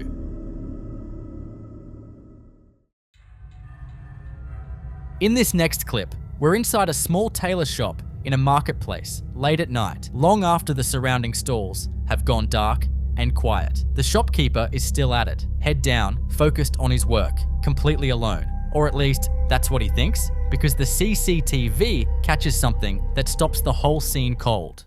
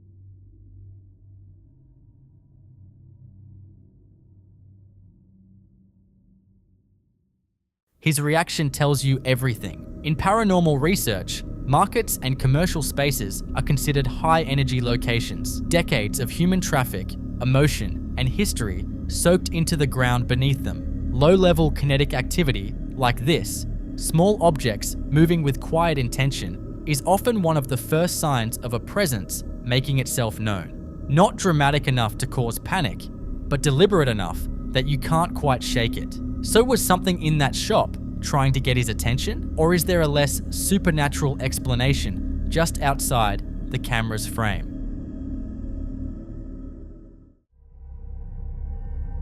In this next clip, we follow a mother named Sam who had been living with a persistent, creeping feeling for a long time. The kind that sits just below the surface. The sense that something in her own home was watching her, that she was never quite as alone as she should have been. She couldn't pin it down, couldn't point to anything specific until she accidentally caught something on camera while filming her twin boys playing. The toddlers are running into a bedroom, completely in their own world, and buried in the audio is a distinct, disembodied woman's voice whispering, "Shh, quiet." ¿Qué pasó?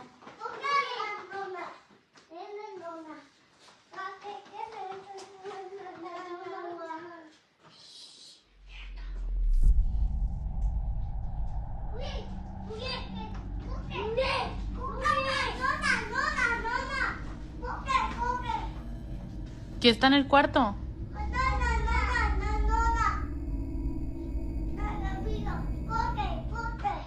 Sam confirmed she was completely alone in the house with her children at the time. No other adult present, no television running in the background, nothing that accounts for that voice. In paranormal research, this is a textbook EVP, an electronic voice phenomenon where an entity draws on the high-energy chaos of playing children to push itself into the audible range and make contact. Kids that age generate exactly the kind of frantic, unfiltered kinetic energy that entities seem to be able to use as a bridge. But the specific choice of words is what makes this one linger. Why tell them to be quiet? Some investigators believe domestic spirits fall back into old behavioral patterns, disciplining out of habit like they still have authority over the space. Others take a darker view that something was trying to hush the boys specifically to avoid being picked up on the recording. So what do you think? Is this a protective presence watching over those kids, or something that very much preferred to stay hidden?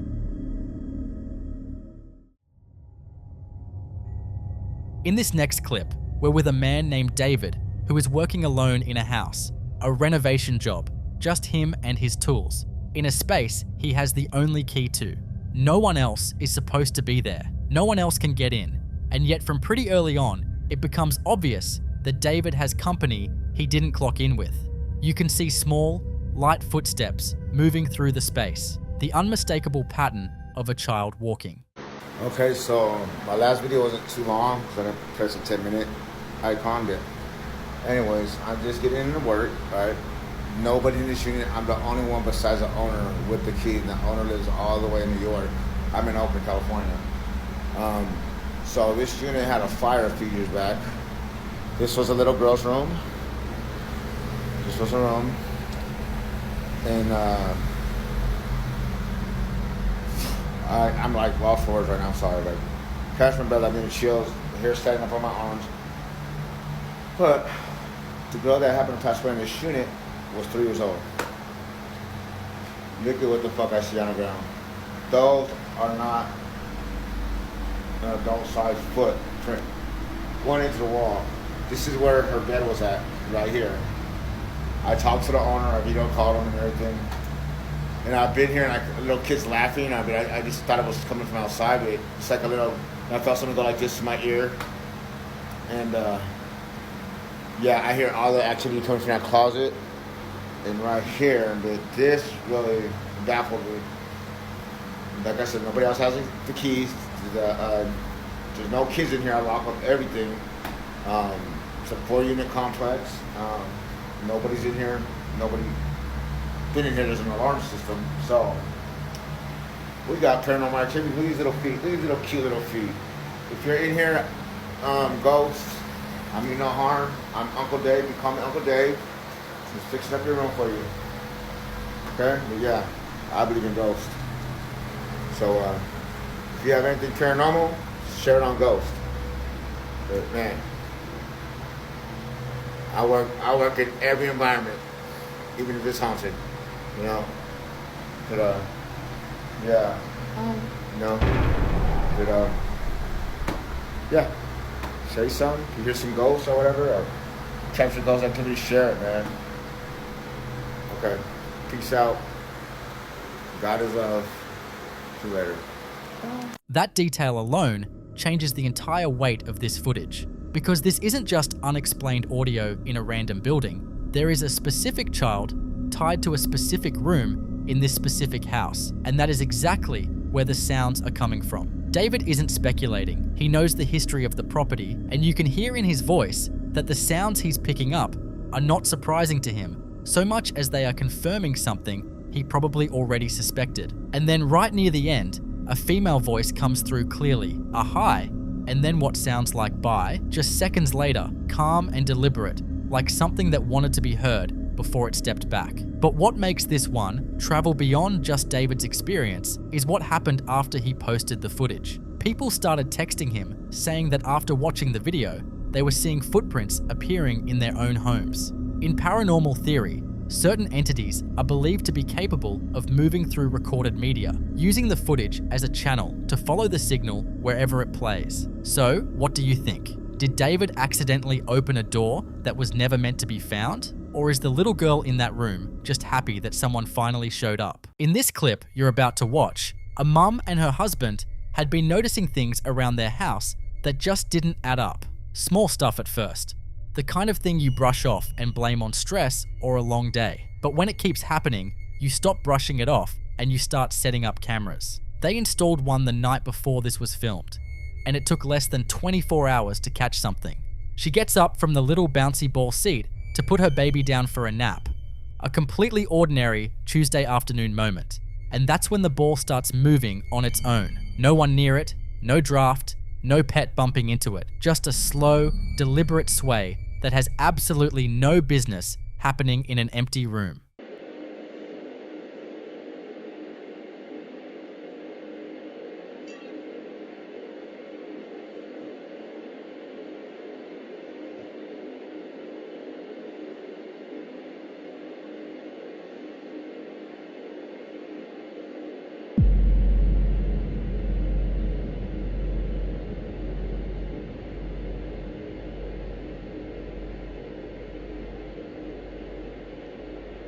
Now here's what stands out the most. The movement isn't frantic or violent. It's almost calm, like whatever is in that house is just making its presence known, casual about it even. And that detail matters, because it tells us this isn't a one-time spike of energy. This is something comfortable, something that's been there long enough to feel at home. One thing that some paranormal researchers actually suggest in situations like this is acknowledging the presence out loud, letting it know you're aware of it, but firmly stating you want to be left alone. Some people swear by it. Whether it works consistently or not is a whole other conversation. But the fact that people reach for that strategy tells you something. Sometimes the most unsettling thing isn't the activity itself, it's the feeling that something is listening. And whatever is in this house, it's definitely listening, because the activity doesn't stop there. She's home alone this time when the camera picks up something that stops you cold right at the top of the footage. A male voice, clear enough to make you rewind it twice, says something that sounds exactly like, "Wash your hands with soap."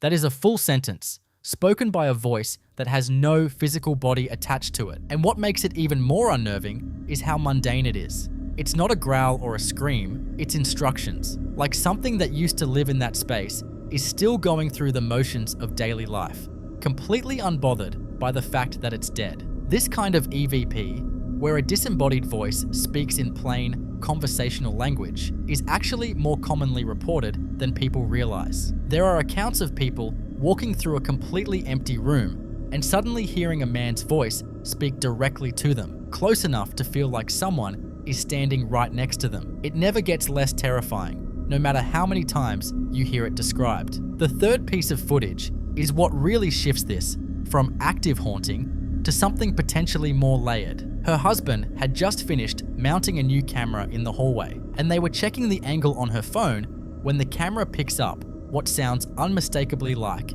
a child giggling. Her husband heard it with his own ears in real time. Their son was in his room playing, accounted for. But here's the detail that makes your skin crawl. His camera cut out at the exact moment the giggle was captured, and in the footage from his room, just seconds before, there's a faint whisper buried underneath the sound of him playing with his toys. They'll pull on. Well, actually, I think they pull on their ears when they're teething, so I'm gonna look it up. Nice.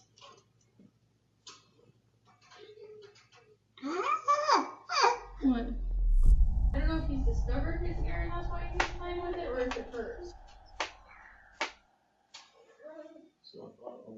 So what are we actually dealing with here? The combination of a calm, domestic presence moving objects, a male voice issuing mundane commands, and what sounds like a child's laughter points towards something layered, possibly multiple energies occupying the same space. In paranormal theory, a location that accumulates this kind of varied activity often acts as an anchor point, drawing in different residual imprints over time. But the fact that the son's camera cut out precisely during that giggle suggests something more intelligent than residual, something that's not just replaying the past, something that's aware of the cameras, aware of the family, and apparently fully settled in.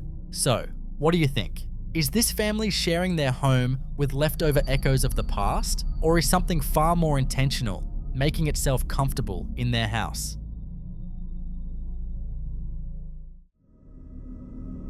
In this next clip, Joe's mum told him back in 2019 that she was fighting demons in her house. And look, most of us would do exactly what Joe did, which is smile, nod, and quietly wonder if mum needs a vacation. But she wasn't asking him to take her word for it. She sent him footage, and whatever is in that video is very difficult to explain away. Up in the top right corner of the frame, there's a dark shape descending from the ceiling, not drifting, not floating, but coming down with a kind of slow, deliberate intention. Then she pans the camera away, and when she brings it back, it's gone, clean, like it was never there. But just when you're ready to chalk it up to a shadow or a trick of the light, it comes back. In 2019, my mom said she was fighting demons in her apartment.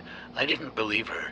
She sent me video proof. Now someone tell me what in the grudge shit was going on here. I put picture at end of video, pause it, turn phone upside down and zoom in.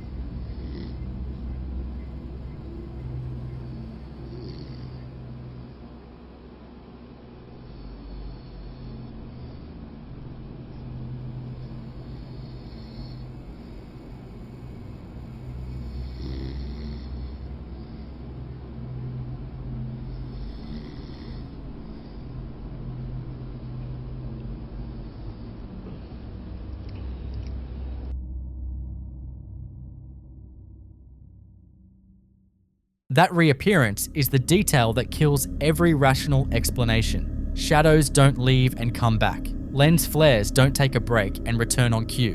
Whatever this is, it's moving with awareness. In demonology, entities that descend from above rather than emerge from corners or doorways are considered particularly aggressive. They aren't wandering, they're approaching. The fact that Joe's mum used the word fighting and not experiencing tells you everything about what living in that house actually felt like. So, what do you think? Residual energy or something that came there with a purpose.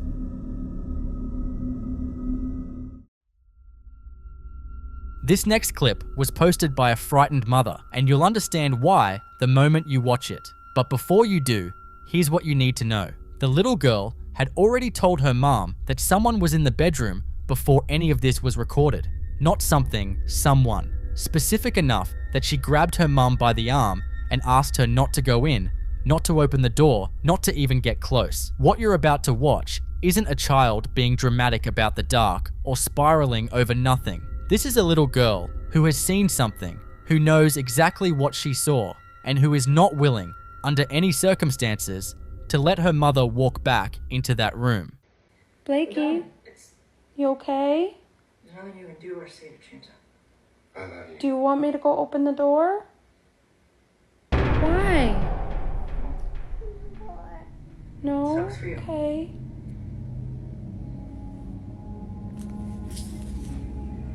Okay, I'm honestly freaking the fuck out and I don't know what to do. Just a couple minutes ago, I got up and I closed my door because she kept pointing to my room saying, Mommy, someone's over there.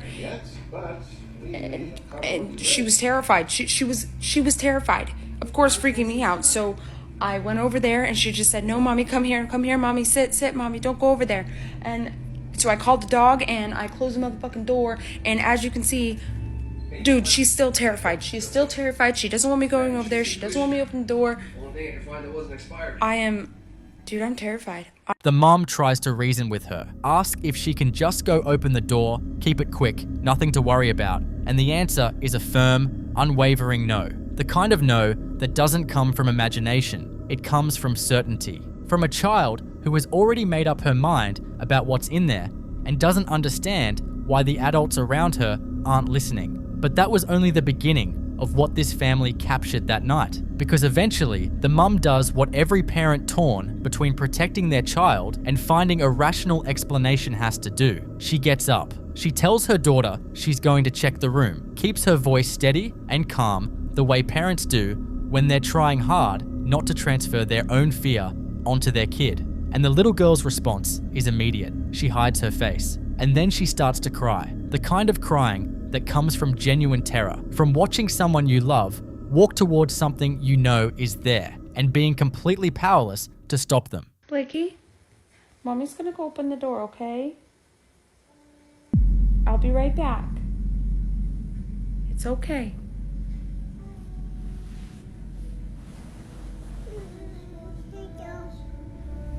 I'll be right back.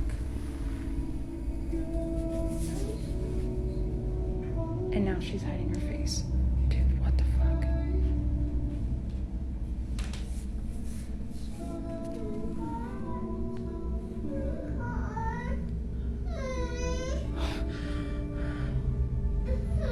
It's okay, baby.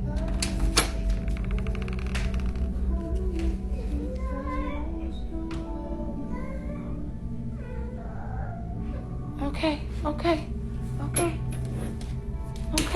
It's okay. It's okay. Okay, tell me I'm not... What do I do? Now here's what you can't explain away. There is a belief that runs through almost every culture that has ever documented paranormal encounters. That children, particularly young ones, exist in a state of perception that adults lost somewhere along the way. That in growing up, in learning to categorize and rationalize and explain the world, we close off something we were born with. And that what looks like an overactive imagination in a frightened child is sometimes something else entirely. A clarity that the adults around them simply no longer have the equipment to access. Children that age don't sustain manufactured fear. They move on, get distracted, and forget. But this little girl didn't forget. Hours later, she still wouldn't let her mum anywhere near that room. A room she normally runs into without a second thought. Whatever she saw in there, it left a mark. So what do you think? Was there something in that room that only she could see? Or is this a case of a child's instincts picking up on something the rest of us have long since lost the ability to feel?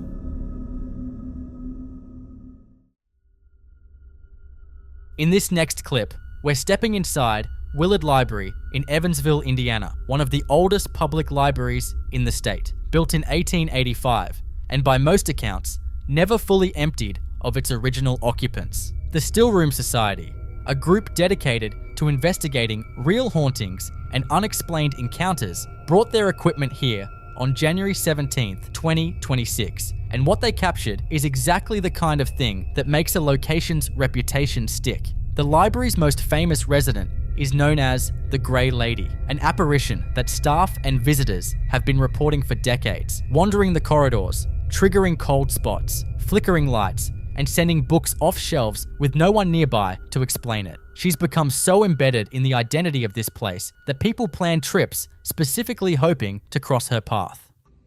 I can hear you back there. Why don't you show yourself to me?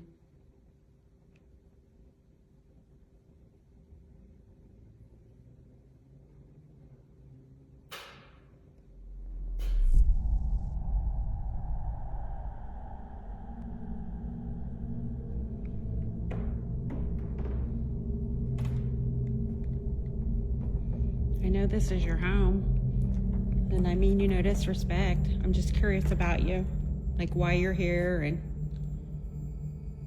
who you are.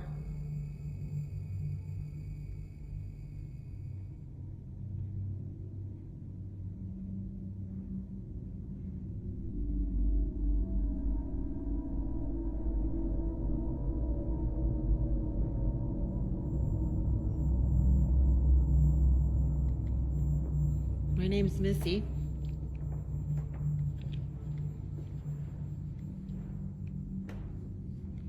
I'd love to know more about you.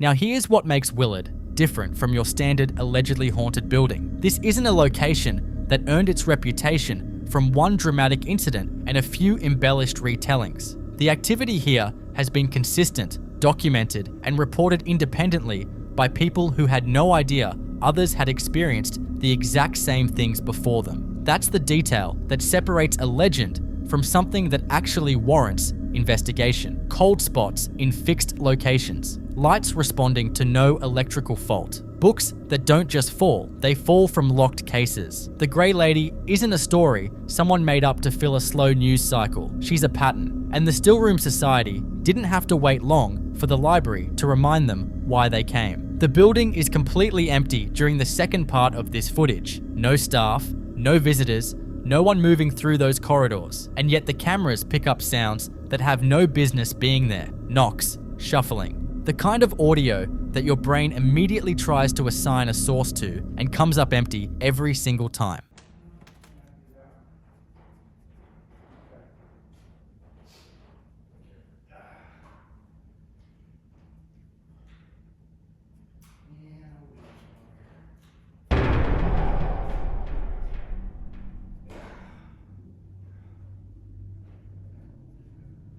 If you peek out, I'll be able to see you.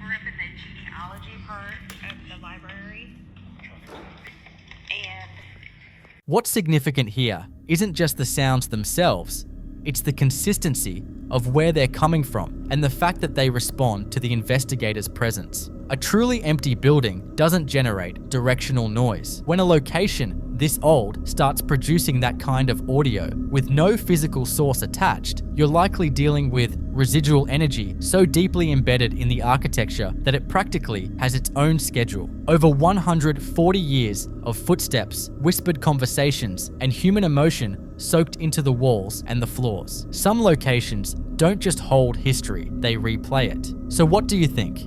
Is the Grey Lady still making her rounds through the stacks, or is Willard Library simply too old and too full of the past to ever really go quiet?